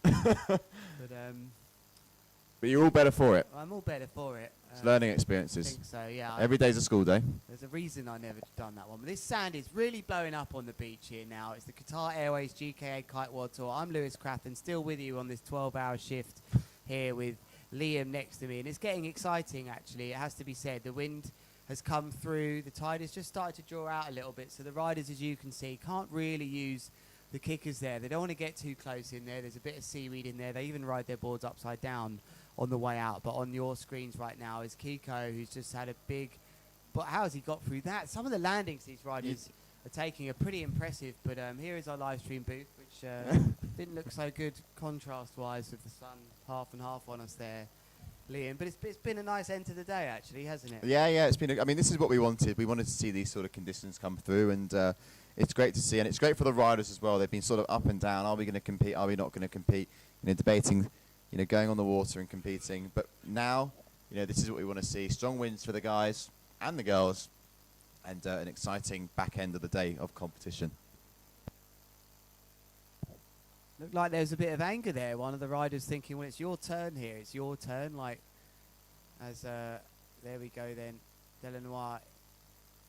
Oh, he just, how's he got through that again? He I got don't know how they do it. Mega loop back roll board off there, riding through it, transitioning over to the left-hand side. That was pretty impressive. So what is he actually getting scoring? Let's have a look.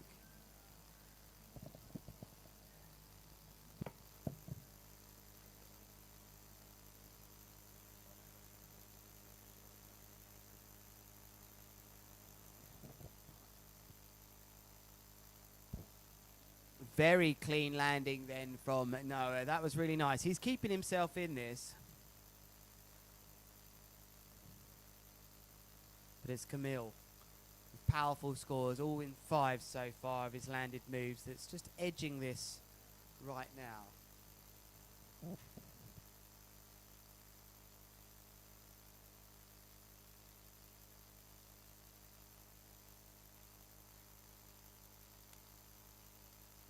Kiko comes down to land and he gets a bit of a backbreaker there, rides out of it. He does land that one and ride away though, but he will be deducted.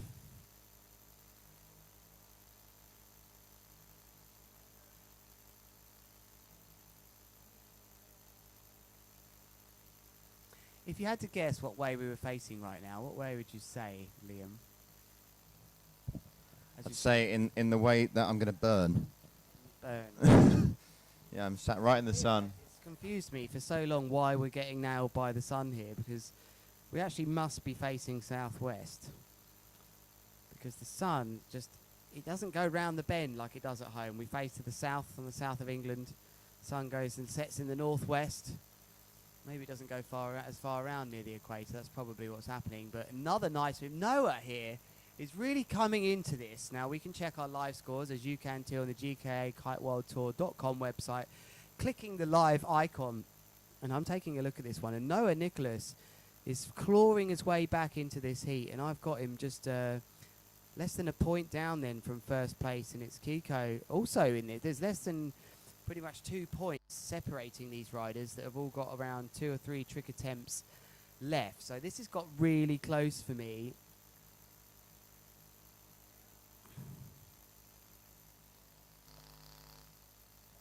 Yeah, that's not bad maths there. I guess 2.6 separate. Oh, there we go. Boom. There comes Noah Nicholas going straight into first place then. The first rider to get 3 successive scores on the board. That must be down to his ranking, that he was a bit less down. So likely the others. He needs more than a 4.2 to go into the lead here. It's Camille. But Noah, perhaps maybe the rider that we hadn't considered that could cause a devastator here, Liam.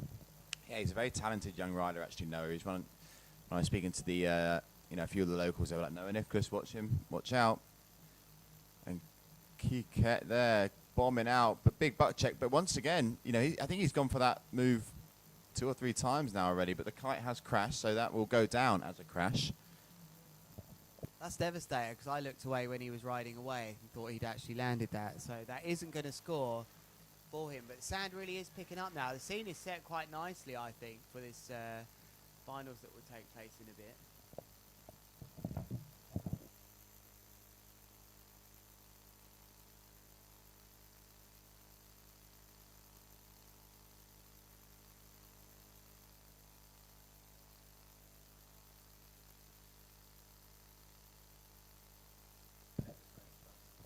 Couple more moves then left in this first heat of the men. Surprising first heat of the men. They were not expecting to go out now after that massively long wait today, but it's been worth the wait. We've had some good big air surfboard action now, and I think the judges will be happy to see that the conditions have improved. And it shows you've just got to hang on here. There's still plenty of time left as we see Noah riding in, left foot forwards here, searching for somewhere to take off. It's a reasonable takeoff into a back roll with the board off. Can he stick the landing? Oh, he had it. Well, he's somehow ridden out of it, but I don't think that's going to score massively, Liam. No, but he is actually currently sitting in first position. He's bumped his way up into first. Camille coming up next is in second, with Kiko Roj in third position at the moment. Interestingly here, I can see the reason why Camille is perhaps not in first. He's actually got 3 moves over 5 here, but one of them's in the same trick category. It's a contra loop back roll Yep. that we've got here, and he's already done one of them, so I wonder if that was a mistake on his part. Noah has done very well to put 3 different moves in. They can't do the same stuff all the time as Kiko going for... yeah, he's had to bail out of that, I think. It was looking like it was going into a tic-tac, Yeah. possibly, or a board flip as well. But Camille has now gone into the lead. What's happened there is I think his trick was named incorrectly, so it's just been named differently now. So it's a contra loop back roll board off. I think that's the problem Yep. there. It was put in the same family as the contra loop back roll. So now he's, well, I wouldn't say comfortably in the lead, but he's a point in the lead with not far to go from this one. Just takes just goes airborne there. Wasn't able to grab his boards, so that will be a crash for Camille. And it's Noah Nicholas who really is looking to take it to the heat leader. He needs 1.10 here, no, although he's just had his other move. I'm not sure if they got 6 moves or 7, Liam.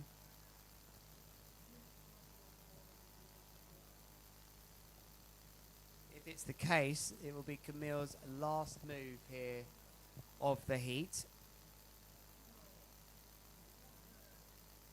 Are we going to see the flag man here? If it's 7, they'll stay out. They're still out, so it possibly could be. Flagman's nowhere near his flag, so I think they've got 7 trick attempts, and this is a really crucial part of this now, as I believe we will go back to Noah to do his move. There's Kiko in the box though, but I don't think he's going to move right foot forwards. Oh, he is. He's actually performed the trick here. He's gone for a huge boogie loop here. Kiko, oh, he had it. It looked like he had it absolutely perfect. He'll be devastated. He will go to bed thinking about that move today. I can guarantee you that. He really looked like he had that in the bag, but I didn't see him actually coming up next. So it was Noah that potentially had crashed his 7th trick. I wonder if there's been a bit of a miscommunication here on who should go next, but definitely up now is Oh, beautiful. Yeah, that's nice. Beautiful. That's nice of him right at the end. Has that sealed the deal? Will that upgrade his lowest score of a 5.24? Might be the nail in the coffin. I'm not sure, but I think there's been a bit of a...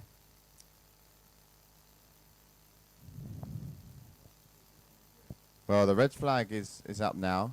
Well, that's confusing. Well, Riders now making their way in as yeah, the no, others. that should be the end of it, as Camille was last to go in order, but I thought Noe was first. Maybe he did crash his first move very quickly that we didn't see. But there you have it. I mean, none of those riders will be getting knocked out straight away. They'll all be advancing. But it will be Camille that goes through to round 3. And the other 2 riders go to round 2. And are we going into the ladies' final? I think we might well be, Lewis. Because I can see 4 riders out there with ponytails. And I can only think that's one thing. And it's the woman out there, Capucine, wearing the yellow. So we have 4 riders now. Previously for the women we had 2. So now we're in a final of 4. I can see Kite's getting launched. They're all making their way out. Because this is now the final of the Qatar Airways GKA Big Air World Championships in none other than the famous kite mecca of Balneario Tarifa. Special place for everyone. If you're a kite surfer and you haven't heard of Tarifa, book yourself a one-way ticket to Gibraltar, Malaga or Seville and get down here. Great vibes, great wind. Something for everyone here. It really is an amazing place. And we sure do love coming back here every single year. We come here for the Big Air World Championships. We also come here on the Wing Tour in October. So it's a place that keeps us busy on our calendar. But right now, our finalists, Michaeli Sol, Camille Lozoland, Barbara Scardello and Capucine Delannoy. Wouldn't it be something if Barbara won this thing? Hey, coming into this thinking, you know, I just want to get out there and see if I can deal with it. She's found herself in a final, the Italian, and she's up against 2 world champions and another very good rider as well. Yeah, these 3 other riders are consistently on the tour. You know, Mika travels on the freestyle and the Big Air Tour, Capucine on the Wave Tour and also the Big Air Tour. Camille Lozarand also, you know, on the wave tour in the big air. So, yeah, they keep themselves busy for the year. And who's that? Starting with a bit of a crash on that. Oh, nice. Yellow flag. They're just warming up, these ladies. 2 of these riders in the final. 50% of these riders' first names start with C. Is that going to be a challenge? You reckon that's going to be a... I reckon... Well, it's Camille and Capucine. Yeah, good stats that for the final. End of day Well, stats. I got another stat as well. One begins with B and one begins with M. 25% each. I like it. Yeah, there you go. Those poor other letters that didn't get a mention. But there's Michaeli Sol starting off with a... Is that a front roll from her? Who's in order here? Yeah, we have Michaeli Sol there in number 1. Coming up next, we will have Camille Lozarand. They're on the same colour kites, actually. They're on those Neos. And then we're going to have Barbara Scardello, who I'm just... We've had a devastating inversion there. You might be seeing this on your screens to the right-hand side. Could be in the seaweed. Finally, someone has ditched one in the seaweed. No, I hope that's not Barbara. Was that Barbara? That is the sort of thing you do not need before the start of the final. She is getting assistance as I stand up in the live stream booth. Someone was always going to get done in the seaweed today. And boy, I hope it's not Barbara in her first final. Just look for the red helmet. If the red helmet is on the water, Barbara is all safe. Can't see it, Liam. Oh, no, you might Should I have to go out and help? You might have to go out there. There she is. There she is. She is. In front of our booth now. Is that her? There that she is. Oh, who was it then? Now, interestingly, who was that? Maybe Camille Denoir when he came in. Maybe, yeah. It's all kicking off here in Tarifa, isn't it? Ah, and Barbara's got ridden through that. Oh, She's got the front Barbara. roll. She's nailed the front roll. And well done. She's been working on that really hard today, and she's managed to get through that nicely. A bit of a butt check, but she's certainly about to contend here. We've got some scores on the doors for the first few tricks. We've got Capucine coming up next, but currently Camille Lozarand with a 3.78. And then Mika Sol with a front roll 2.62. Barbara's score still to drop, as well as Capucine to go next. So, first scores coming in there. And here we are, Big Air Surfboard Finals, round 4. This is, no, sorry, not round 4, this is the final.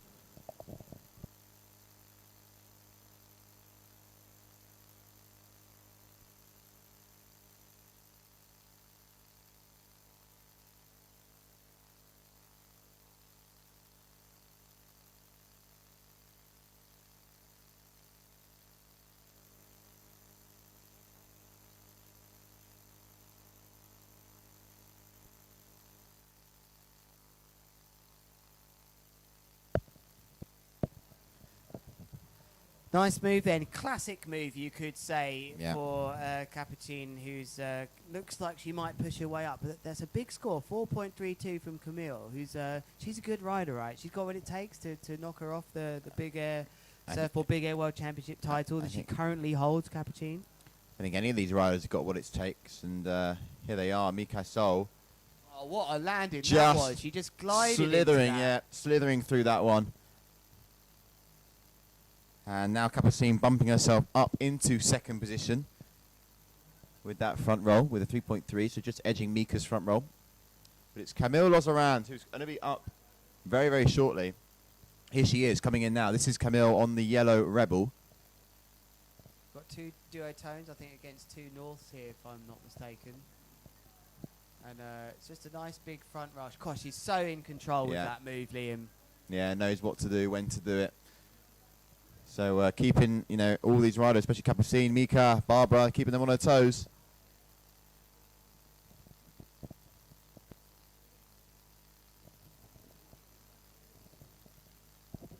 Up next, Mika.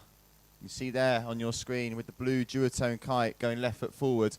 Probably going to do the old tack and come and do the trick right foot forward. I think Camille's going to cause problems here as Barbara goes for a big front roll, just slightly over rotates it. She's trying to repair the damage on that first one. It only scored a 1.76. She was heavily marked down, but I'm going to say it right now. I think Camille Lozarand is going to cause an upset today. She's already on 8.66. She's scoring over 4 for her moves, and Capucine must be watching her, and she's playing catch-up already. It will take a real world champion performance today to do this. And here she is. Needs a big score now to keep the pressure on. What's she got for us? Loading up, plenty of power. Clean. She's answered back to me there. Yeah. Front roll 1 footer. I think she's the only one doing that as well. So that is going to score quite well. She needs, though, to get into the lead of 5.26. She's only got a 3.40 for her first move, and that's why she's playing catch-up, and I think she will do for quite a few more trick attempts time. I'm just checking the wind as well. We're looking at a solid 25 knots, gusting up to 28. So this is much nicer. These are the conditions that we want. Just walking past our booth there, Mr. James Carew. Big kite loop there, but going down. Couldn't take it on that one. There's a lot of power there. And just as you check the wind station there, Liam, you're not wrong here. This sound is starting to blow. Just in front of us there, James Storming Carew has just gone past, looking very relaxed. Always got his headphones on. Composed at 7:50 local time PM as we are in the ladies' final of the Surfboard Big Air. And this lady is absolutely ripping with another massive kite loop. The kite slacks out and she manages to control that move. This is huge. It's Camille Lozeran that is taking it to the other riders now. But where is she seated? Where did she finish last year? Third, maybe? I think, yeah. Let's go and have a little look quickly. Bear with me, Lewis, and I will find that information out for you right now. We'll have a look at last year's rankings. I think it's very likely that she's in third, but she's really up for this. And she's got it all to do as Capuchin. She's just going big and powerful, and the judges love to see that in the big air discipline. So as we get ready for this next move, it's Barbara now, moving very fast to the left-hand side. The Italian rider that's really impressed today, making it through to the final. That's a lovely big air move from her, landing it really cleanly. That was lovely for Barbara. She's having a really great competitive day today, and I'm really happy for her. She's up against the best riders in the world. Now, where did she finish last year? Oh, second, actually. Second, yes. She's going to be looking to get her revenge on Capucine. A combination of perhaps... or was that the final last year, actually? Was it just one event that did it last year? Yeah, one event, one big hit. Can she get revenge? Very good point. The 2 C's then in first. This is a big moment right here, Liam. Oh, Capucine. What a landing. What a moment for that move there where she's gone round. I think it was a front roll, perhaps with a tic-tac landing. We're not going to get a replay of that, but it looked like a front roll with a tic-tac. The board was down beneath her without any contact with her hands, and it's going to come in as, I think, one of the biggest scorers so far of this heat. She needs still a big score because that kite loop board off from Camille has scored 6.58. Barbara coming in with a 2.4. 4.8 only for her move, but all eyes are on what that score from Capucine, who's up against it now. Michaeli Sol can only perform a little rodeo here. Michaeli's looking like she's on course for third, unless Barbara can pip her. And she can get the scores. Yeah, it's Barbara super can tight. get the scores, but we got a 2-horse race, I feel now, for first place. 15.24 leading for Camille Lozeran, to remind you, finishing second last year. There she is with a huge contra-loop front roll. She can't land this. She can. It's so good, Liam. It's so good. She's going to be absolutely ecstatic. The crowd on the beach are there. Look at that. They love it. Oh, wow. First contra-loop we've seen. What a move. And it's massive. This is going to be so hard. Yeah. How do you answer back to this now? Well, you got to go and do it. Capucine, she's just seen that move now. I think this could be way up in the 8s or 9s. I mean, for sure. I don't know. Is that the first contra-loop we've seen? And this competition, yes. For the ladies? For the ladies, for sure. I mean, and that well done as well. Here she is coming up next. Barbara just going out, getting a little bit of airborne, not really doing too much, just enjoying some time in the sky. But the last trick from Capucine scored a 4.06 for that front roll board off. 7.42 coming in. She's got one hand on the championship here, Camille. The crowd going wild on the beach for that one. That was a lovely shot of them watching on, and this very much, I said there might be a devastator here, although is it really a devastator? She finished second last year, so it's not like huge she was move 10th or anything. This is a big move now, Lewis. What are we going to see? It's got to be some sort of loop. It's got to be massive. Yeah, you got to go big here. She's got to do her best moves here, Capucine. She hasn't got the luxury of she hasn't got the takeoff that she wanted there, but it's a front roll, bit of a butt check. It's not what she wanted, I'm afraid. But there's still some tricks to come in. We're not over yet. I don't think that's 7.46 confirmed yet. Here it is then. The contra loop front roll is 18.38. She's got so much to do as Capucine. I think this is going one way here. But is Barbara going to sneak the final third position on the podium? As the sun's starting to set here in Tarifa. There might be plenty more heats though left, Liam, if they carry on with the men, which I think they will. Long day for the judges and the crew, starting here at 7:30 today. And I've got to be straight with you. I think it's been the most exciting moment right now in this final. Oh, It's for been sure. building a crescendo of action here as Michaeli Sol, or was that Barbara? No, Was Mika Michaeli Sol, yeah. trying to seal the deal on that third position, I think. Although Barbara's in third right now. Oh, there we go, on the with a podium. 6.54, but she's going to need to upgrade that 1.76, as this is a big moment then. So tic-tac, and Camille hasn't managed to land it, but I think she's going to be too far ahead. It's such a big score. Cappuccino, unfortunately, her 3 moves are down in 3s and 4s. And when you compare that to the medium 4, 6.58 and a 7.46, I don't think she can be caught now, Liam. I really don't. Well, what a result it would be from Camille. We do know she finished second last year. Go on, Barbara, out the back there, going down, big butt check. Yeah, I think Barbara knows that if she can improve that move by maybe 2 points, that she's going to be able to get a bigger score to go into third place. But she's not miles away from Michaeli, but Michaeli very cleverly edging out then by around 0.7. So if she can just land that move, will she have another chance? Oh, it's big. That's big from Capucine. She's ridden it out. What a time to ride that out, but she just didn't really have the power out of it that we've seen. No, the from height was Camille. there. She's going for it. The height was there for sure, but didn't quite get, like you said, that power. But let's see how many trick attempts they've all done. 1, 2, 3, 4, 5. Okay, 5 trick attempts, so 2 trick attempts left each. So Capucine has to do 2 big moves. Definitely, she's got to. Yeah, because that kite loop board off there just coming in at 3.36. She wants to leave her 4.06 in, which is a front roll board off, and replace the other 2. But the lowest score is a 4.34 from Camille, and that's what she's going to be looking Which to is still upgrade. higher than Capucine's highest score. Front roll rodeo. Will she try and improve that move? That would be sensible. Here's Michaeli Sol just turning around then, coming back, right foot forwards, heading towards the west for the second to last time in this surfboard big air as the crowd look on now. The light is beautiful down here in the south of Spain.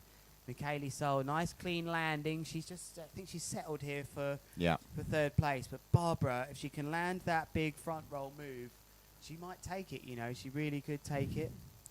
Here we go, Camille Lozarand.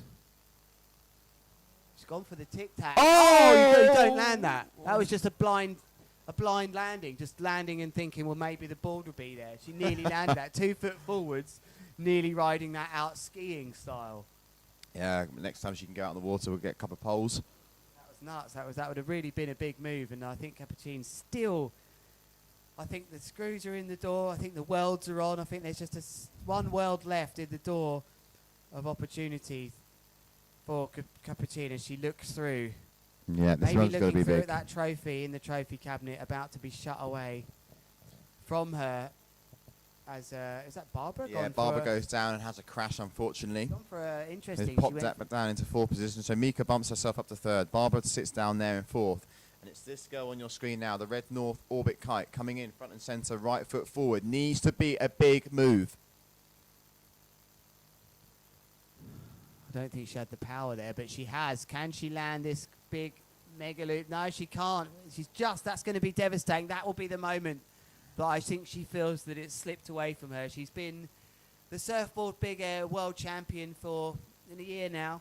Yep, a good solid year. Very competitive as well. And I think that now she will have to pass over to Camille Lozarand, who's really absolutely nailed this heat. The 2 standout tricks with the kite loop board off and the contra loop front roll board off from her, scoring way into the 6s and 7s. Back-to-back tricks as well, Lewis. Yeah, that's a very key moment of this. But her start was superb. If you look at her start, 4 tricks in a row with very high scores. Yeah. As Michaeli Sol just can't take that drop out here. And the door is still open for Barbara. It really, truly is still open. If she can replace the 1.76, someone on the beach surely telling her, look, you've just got to improve that trick by, well, quite a bit, to be honest, by, you know, maybe a point more, but she can do it if she lands it cleanly. Yeah, for sure.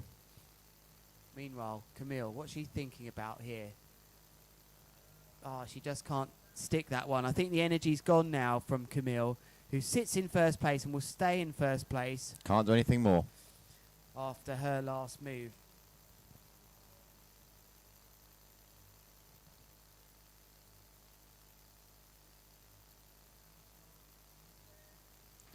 So our riders now making their way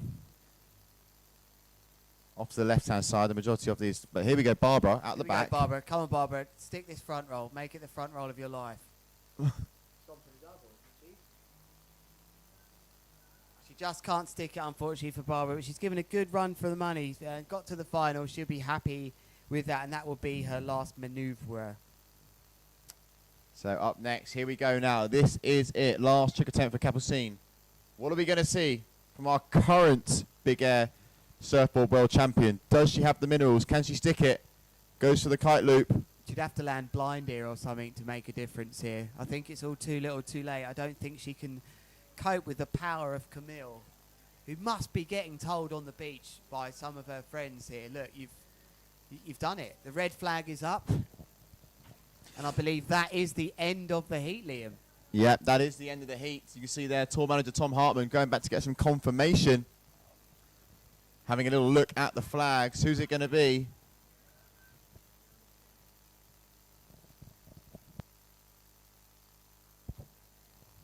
So an incredible final that we've just seen for the ladies' big air in the surfboard discipline. And I think we have seen a little bit of an upset there. I don't never want to confirm the scores, but I am going to, because they're outrageously in favour there of Camille Losrani, who just had the most epic final. And look at those scenes. She is going to be the surfboard big air world champion. And just in behind her there, you can see some of the riders, but she's lifted up by the crowd. Michaeli Sol just walking on ahead of you there. What a moment that must be for that young lady to be the world champion. That must be, I mean, I'd be diving all in the seaweed there. That is a very special moment for her. And what a performance, Liam. Yeah, she really did put it all together with the concha loop, with the big kite loop board off as well. You know, really just diving. And they were back-to-back tricks as well. Looking at this one, scoring a massive 7.46. So, really, you know, started her heat off brilliantly. A couple of crashes towards the end, but as you said, Lewis, by then...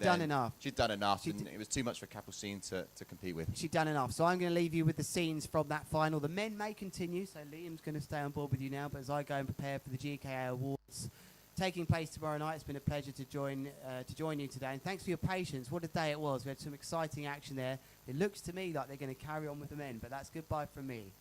Thank you very much, Lewis, for joining us all day. We've been here for quite some time now, and we're not actually going to be going anywhere anytime soon because the wind is blowing, Levante is in, and riders are ready. We've got a solid, let's have a little live wind read at the moment. Okay, so right now, 24 knots, gusting up to 28. So a good strength of wind for these riders to start competing in.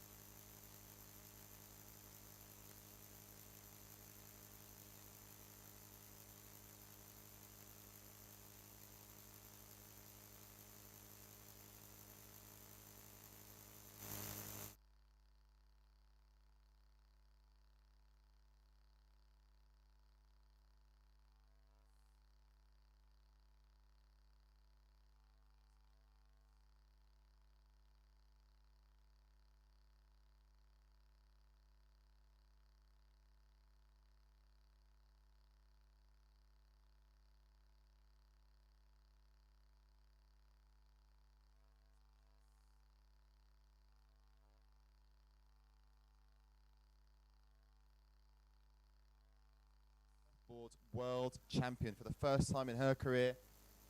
A great time for the youngster riding for duotone, one of the young bloods, and a great performance from her.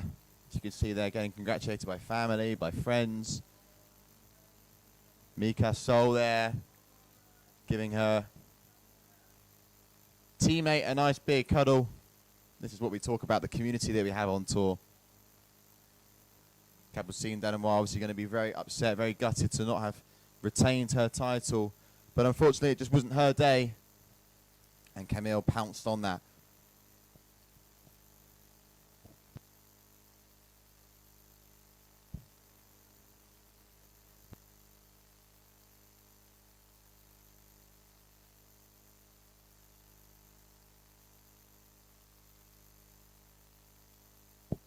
So up next, currently we have the green flag that has just gone up in the sky. Hendrik Lopez on the water, we also have Nikola Abadjev. And then we have a big name within the kiteboarding twin tip industry, Lorenzo Casati, the 2022 Red Bull King of the Air champion, is here competing in strapless and also in twin tip. So he is on the water. Nicola riding for RRD is on the water, and Hendrik Lopez is also on the water. 2 Carina riders, 1 RRD. And there they are, beautiful spot. The sun is just starting to lower now, but the wind is in. We've got a good solid 25 to 26 knots. The Levante definitely kicking up. It's taking its time today, but it's here. Let us know your thoughts, your comments. We'd love to hear from you. Any questions I can find out, please do let me know. I'm going to try and get a couple of riders now. Lewis has gone to join me up here in the booth. But please do fire away.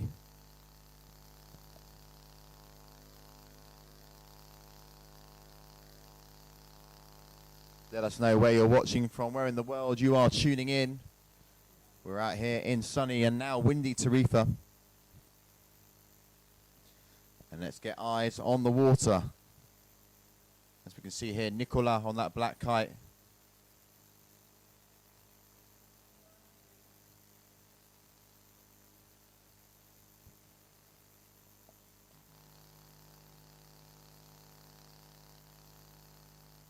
Nicola last year finishing in a 9th position. So we definitely want to be improving that this year.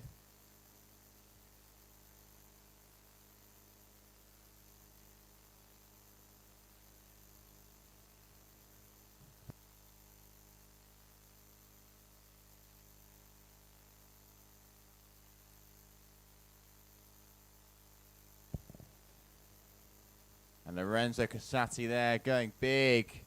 Scores are starting to drop in now. Let's have a little look at what is coming in. So Lorenzo Casati currently sitting in first position with that kite loop. Let's have a little look at 7.26 kite loop back roll board off. Hendrik Lopez in second with a kite loop board off. And then we have Nicola with a concha loop back roll board off as well. So all riders linking some nice loop maneuvers together. And up next we have Hendrik Lopez here coming in left foot forward.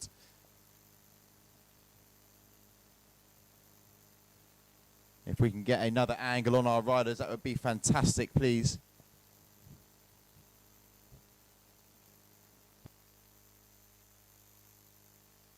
Perfect, that is exactly what we want to see there. We keep our eyes on the prize. Nicola here, left foot forward. Trying to use that small little kicker. Just going for the mega loop there. Sticking that one nicely. But definitely needing to show a little bit more variety. And there you can see on the beach.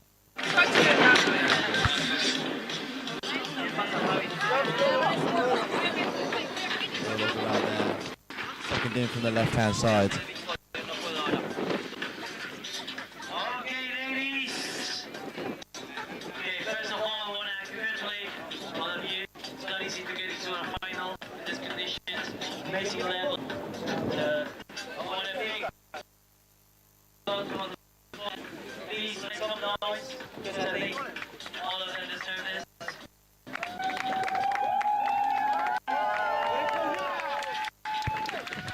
Okay, so we do apologise for the slight lag, the slight delay in the picture there, so we've gone straight back to the water.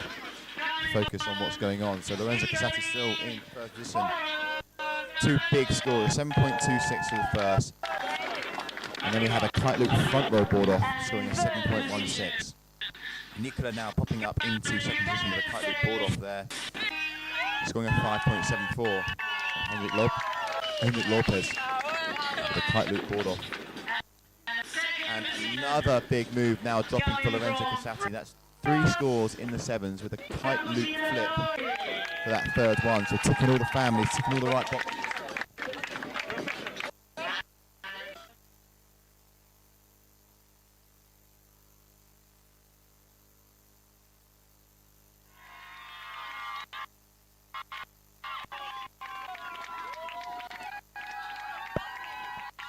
And Nicola starting to dial it together, getting a nice feeling out there for the conditions. 2 nice loops there. But definitely wanting to tick another family, that's one thing for sure. Currently sitting on 10.72. Hendrik Lopez having 3 crashes in his current scoreboard.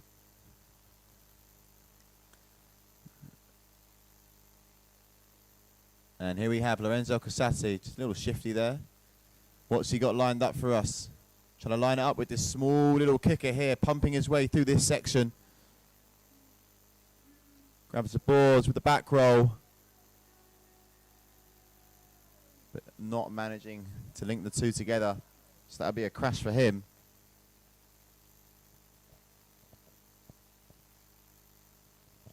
And I must tell you, on the right-hand side of your screen there we go. There's the vibes on the beach. Cheeky little beach podium crowning our world champions in the women's division. You can see still Mika and Camille sharing the stoke, waving the Swiss flag nice and high in the sky.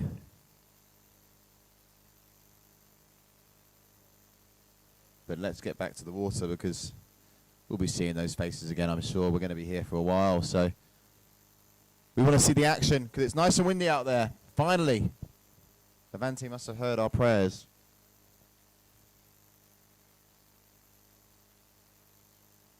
And then we have Nicola going down and crashing on that one, not being able to ride out of that. Quite hard to see the maneuvers from this camera angle. That's the one we want. And there he is, current King of the Air champion Lorenzo Casati. But it's a completely different discipline now. What's he got strapless for us? What's he got? Casati lining up, pumping his way through this section. Grabs the board, sticks it under the feet. Puts in that rotation and lands it nicely. Not one of the higher moves that he's done. I don't think that's going to pop up into his top 3. But still, it's a nice confidence booster.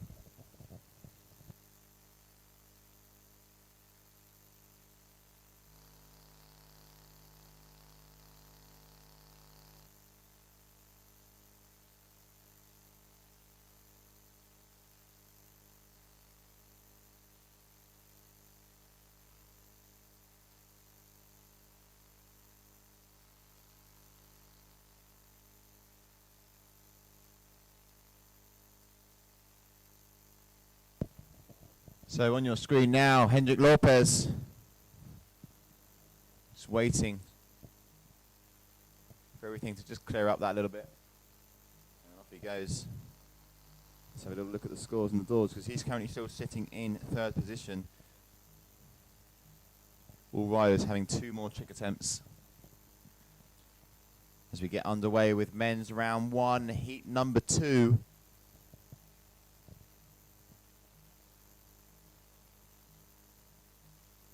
And Hendrik Lopez getting a nice yank on that loop, but not being able to stick the board back under his feet after throwing in that rotation as well. Sort of looked like it was going in slow-mo a little bit there. And straight off the back of that, Nicola lining up, pushing that back roll with a board flip and going feet first down into the waters of Balneario.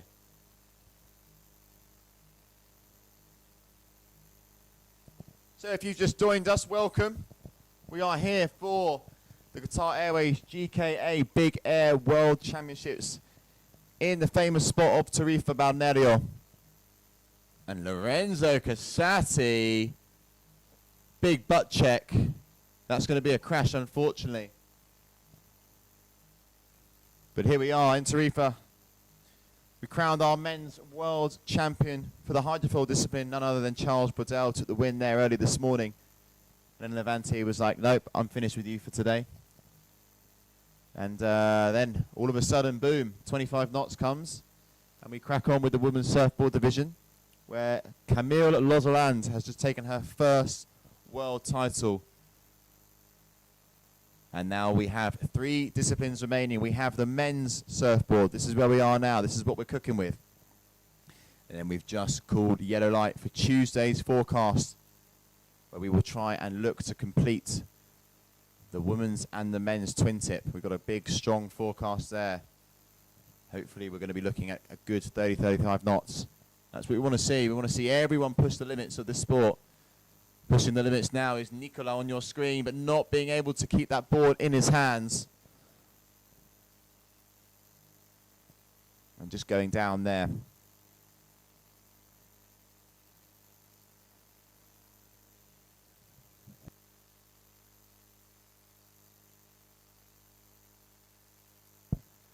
So there we have it. You can see on the bottom right hand side of your screen, that's a live wind reader. So it's reading now 23 knots, gusting up to 26. Casati again going for that same maneuver which he wasn't able to land. And again, just not getting the height that he needs to get caught underneath that kite. It's all a little bit too rushed at the end there. But someone like Lorenzo Casati knows what he needs to do right to put things in place.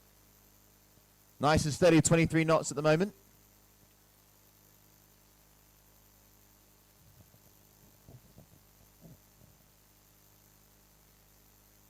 And Nicola there, just catching the back end of that trick. So I know we don't have scores for you on your screens, but let's fill you in. Lorenzo Casati still in first position with the first 3 tricks that he did. We then have Nicola in second.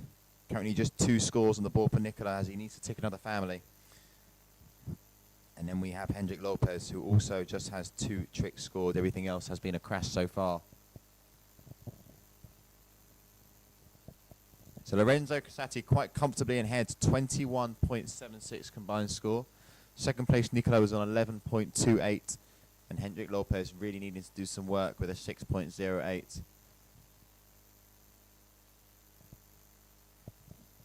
And there we have it, red flag is in the sky. So the list that I just mentioned, those will be the final positions. And you can see Mr. James Carew is on the water. He will be up next against Javier Lopez and Keanu Martin.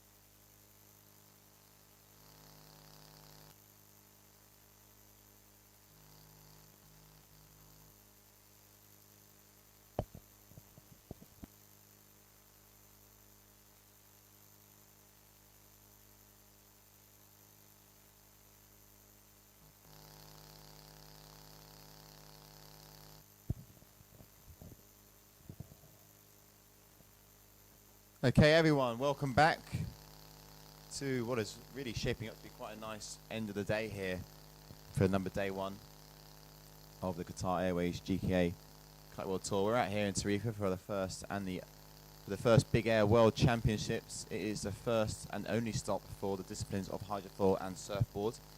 For the twin tip, it is the second. We were recently over in Barcarez, a lot of trams for those guys, and James Carew there just stomping that landing, making it look just that little bit too easy. He is your current kite surf champion.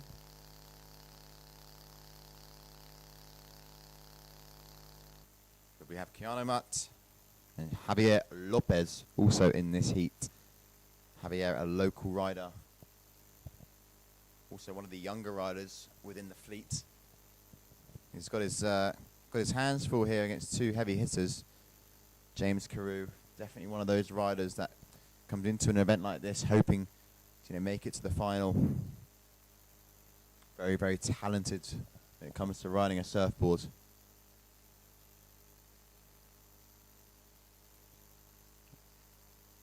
We can see there what looks to be Keanu just going down, not being able to get the board underneath his feet. Beautiful Tarifa there. Lovely shot, lovely angle. You can see our event site on the right-hand side.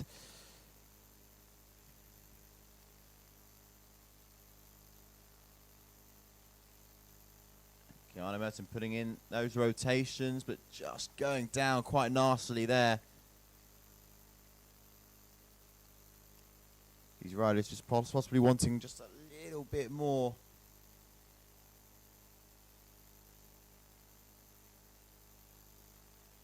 It's James Carew here. Now coming left foot forwards. What's he got for us? Goes up.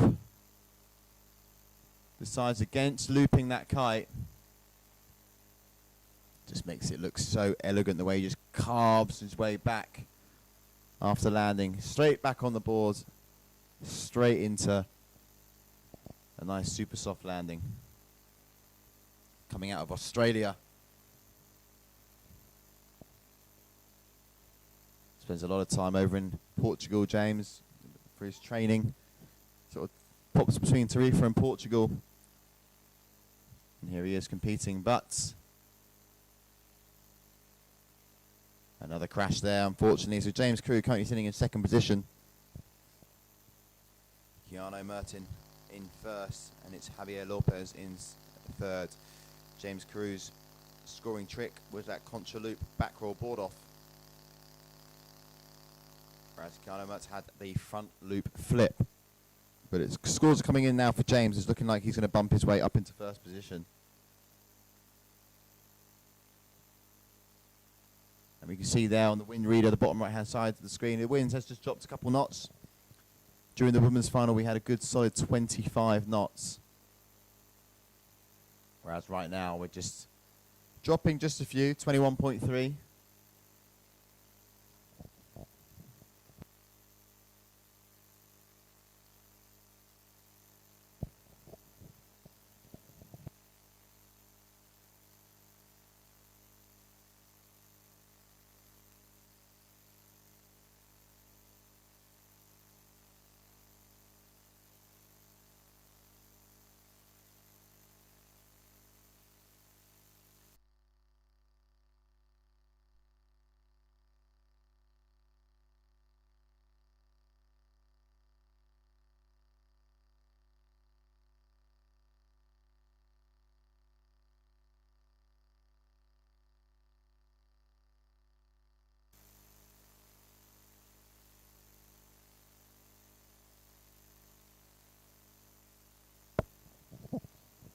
Just changed over the batteries just so that we can keep on informing you at home watching what's going on down here in Tarifa.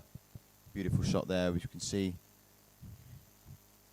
every rider out there currently riding the same brand. It can be quite hard to differentiate the two, or sorry, the three. Look at that front roll as well, and landing it nicely after the loop. James Carew now 16.72. Javier Lopez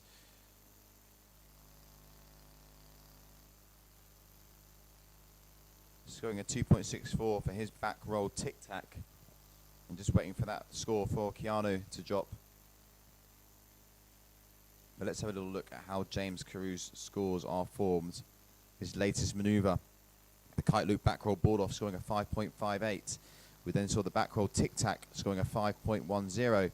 And then we have the concha loop back roll board off, which was scored a 6.04. So James Carew quite comfortably in the lead at the moment. The last move from Keanu Merton there, that concha loop back roll board off scoring a 5.86. And the kite loop front flip, sorry, 6.38.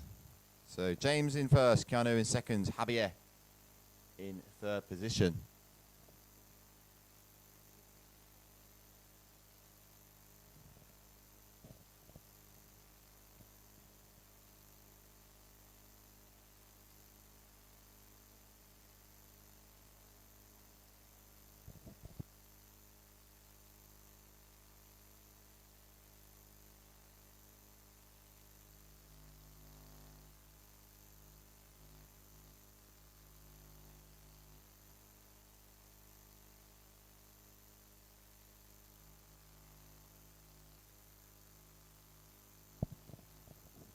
And a big move there from Keanu.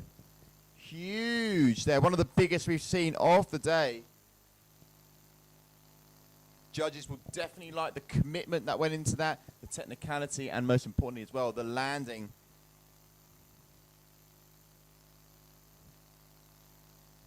Javier there getting a nice score for his kite loop rodeo, 5.22, but still sitting in second position. The kite loop back roll board off from Keanu was 6.96. So here we have James Carew going down quite nastily there.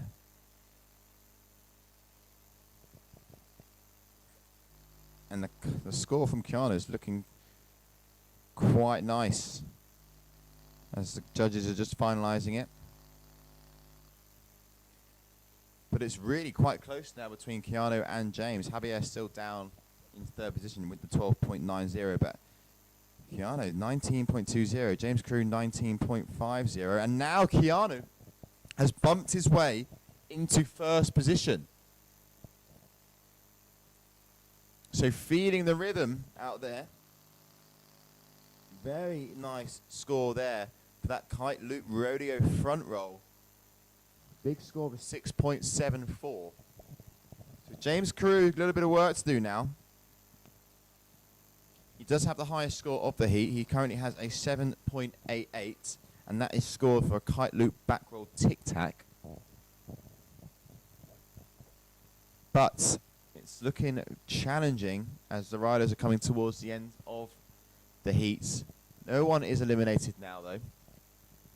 But positions will take a big hit in the ladder.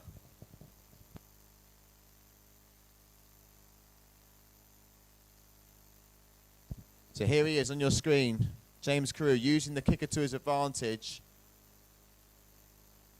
But again, just going down, not being able to link it all together. Will be pretty frustrated with himself for not coming through there, as that kicker looked like it lined itself quite nicely for him.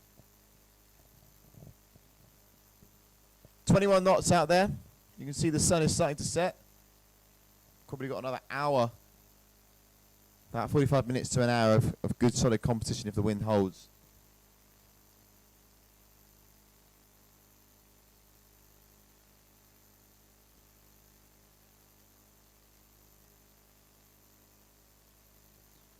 And Keanu there, just big buck check. That is definitely going to go down as a crash.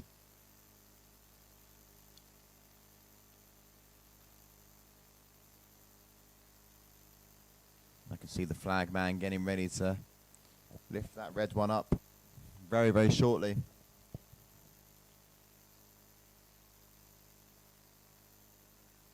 I do apologise there for that slight glitch. I don't know if it was your screens at home, but my one here completely cut off.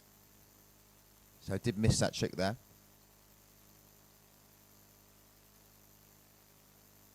James Carew now pumping his way. You can see this little kicker starting to form. Goes up, quite hard to tell from this angle. But again, nasty landing there for James Carew as well. Definitely a sign, I think, that the wind has slightly dropped off during that heat. You know, James is quite struggling there to get caught by the kite. Maybe that's a sign that the wind has just died a little bit, but if all systems stay the same, it's going to be Keanu in first, James in second, and Javier in third.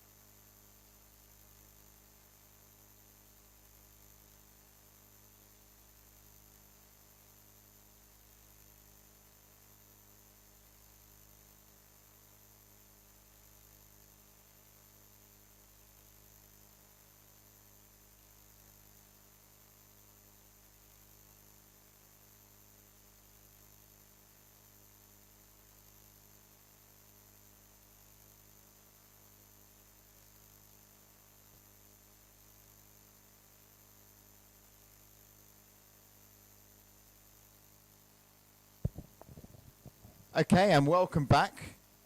Men round number 1, heat number 4, as we continue to fire through the rounds here in Tarifa.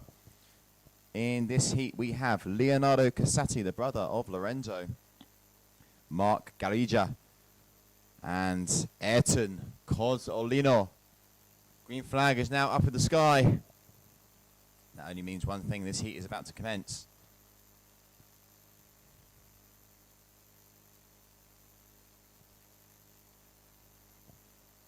So let's have a little look who we have. There we have Mr. Ayrton Cozzolino there.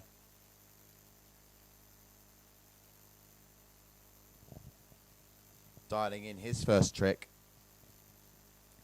And I imagine that Leonardo Casati, sorry, will be that rider on the Cabrina.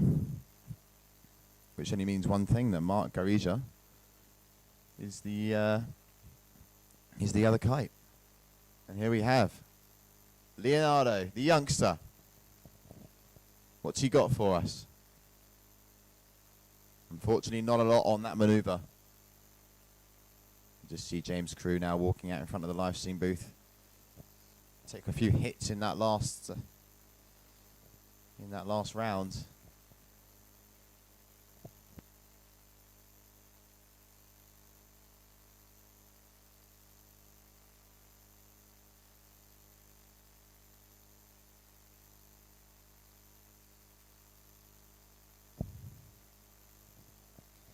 Here is Mark Garija. You can see the wind's now just dropped underneath 20 knots. So men will definitely be wanting something a little bit more meaty, let's say. Mark Garija there. Going down and landing that one nicely, toe sides.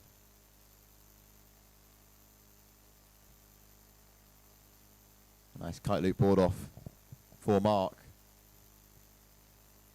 But up next, Ayrton Cozzolino. One of the favourites definitely for this event. I'd probably say that recently himself and James Carew, those two have been the ones pushing the big air discipline when it comes to riding a surfboard. But James there finishing in second place. So just making his life that little bit more challenging for this event.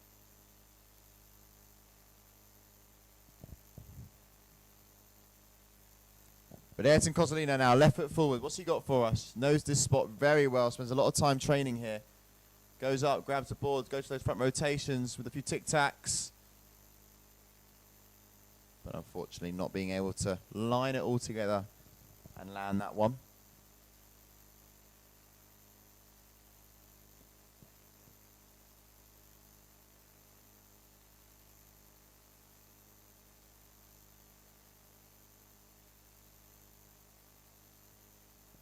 Not able to bring you the scores just yet, and you can see that wind is continuing to drop now. 18 and a half knots. Should be okay for this little man though, but just not being able to put the ball back under his feet.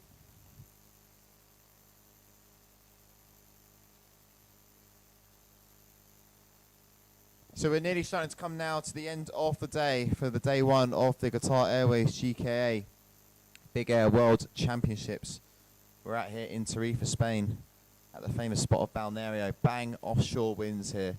It's known worldwide for being quite possibly one of the windiest places to come and kite surf. I know it hasn't been like that recently, as Tarifa has gone through a bit of a weird weather spell where it hasn't got much winds. And there, Mark, big butt check there. Probably score some points, but that butt check will hinder those.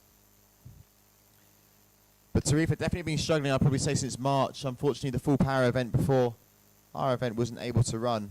Fortunately, they can get things hopefully back up and running around the September time. But it looks like we might be lucky with a couple of days of Levante. Obviously, we would like it to be that little bit stronger for our riders today. But sometimes you just got to listen to Mother Nature. And we have to deal with what we get thrown. And we have a good day today. Tomorrow is looking okay. A little bit lighter, but hopefully we'll get that strong Levante breeze in the evening. But next Tuesday, the yellow light has been called for the twin tip riders. But Ayrton Cozzolino out there at the moment, just linking it all nicely together. Didn't look too happy there, though. I don't know if he was maybe telling himself off or if he was pumping himself up, but still a landed trick for Mr. Cozzolino.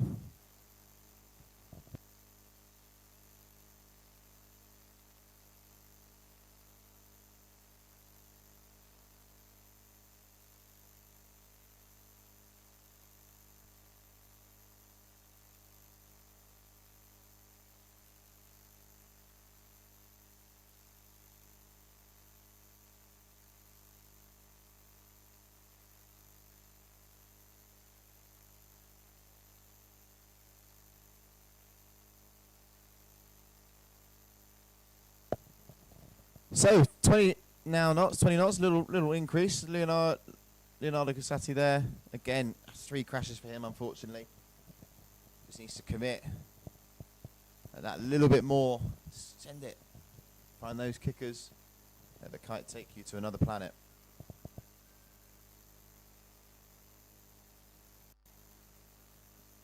And now coming in is Mark Garija. One of the local organiser wildcards, Mark. So super pumped to compete. Goes to that back roll. Moving that board around nicely. Sticking it under his feet. Job done for Mark there. Another scored trick. And up next, we're going to see Mr. Ayrton Cozzolino.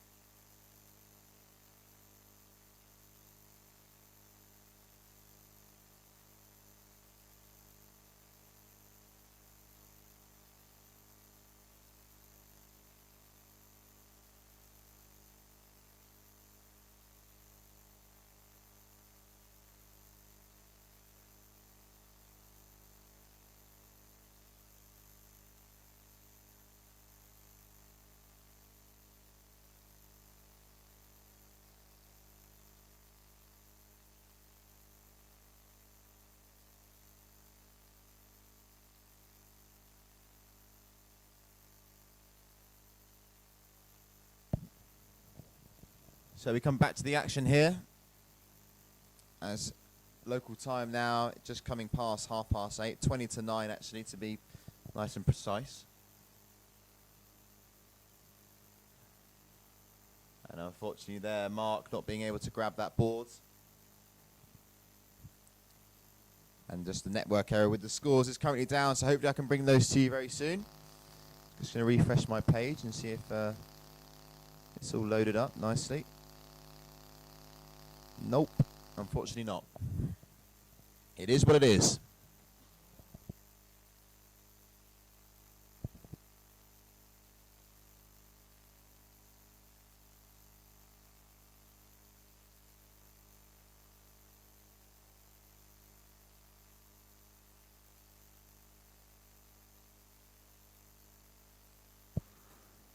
So just had some nice confirmation there from the media team and our sports crew. This actually will be the last heat of the day, and that's not surprising when the wind is now starting to drop that little bit more.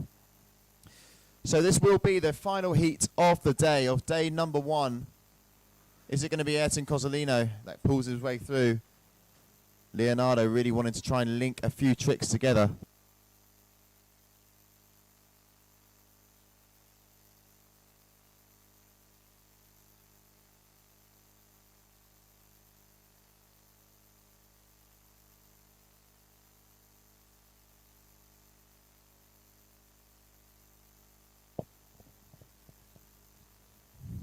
And it's been a long day here. We started off with the hydrofoil, crowned our male champion with Charles Bedell.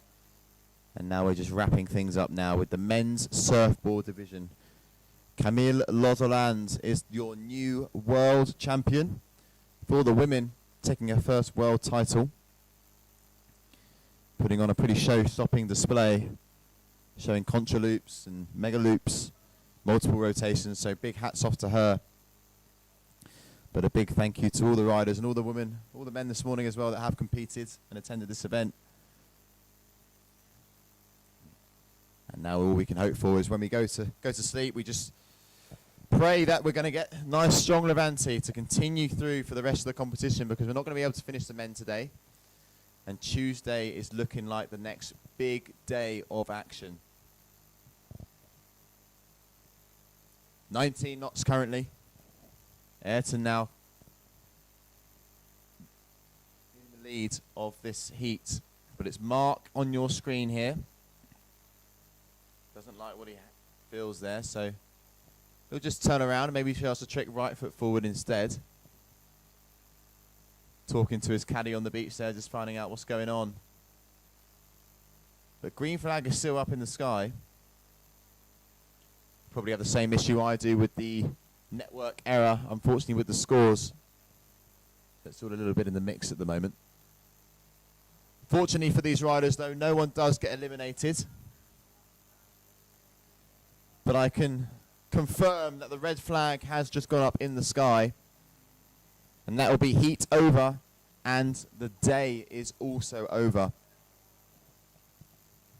So I want to thank everyone at home. Thank you for tuning in to what has been quite an exciting day. I know the wind hasn't quite been as strong as everyone knows Tarifa can deliver.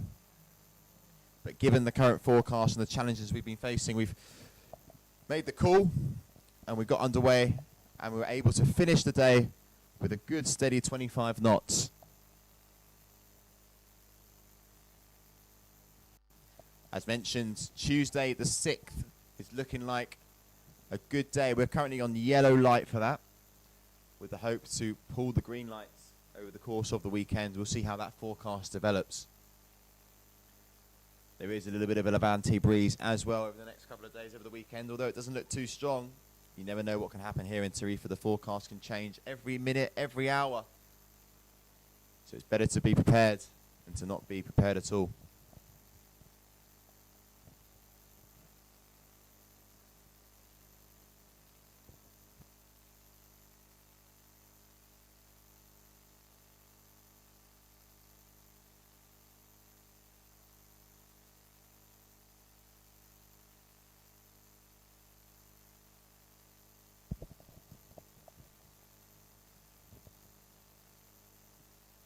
So there we have it, the end of day number 1 here at the GKA Qatar Airways Big Air World Championships. We're here in Tarifa and we're not going to go anywhere anytime soon.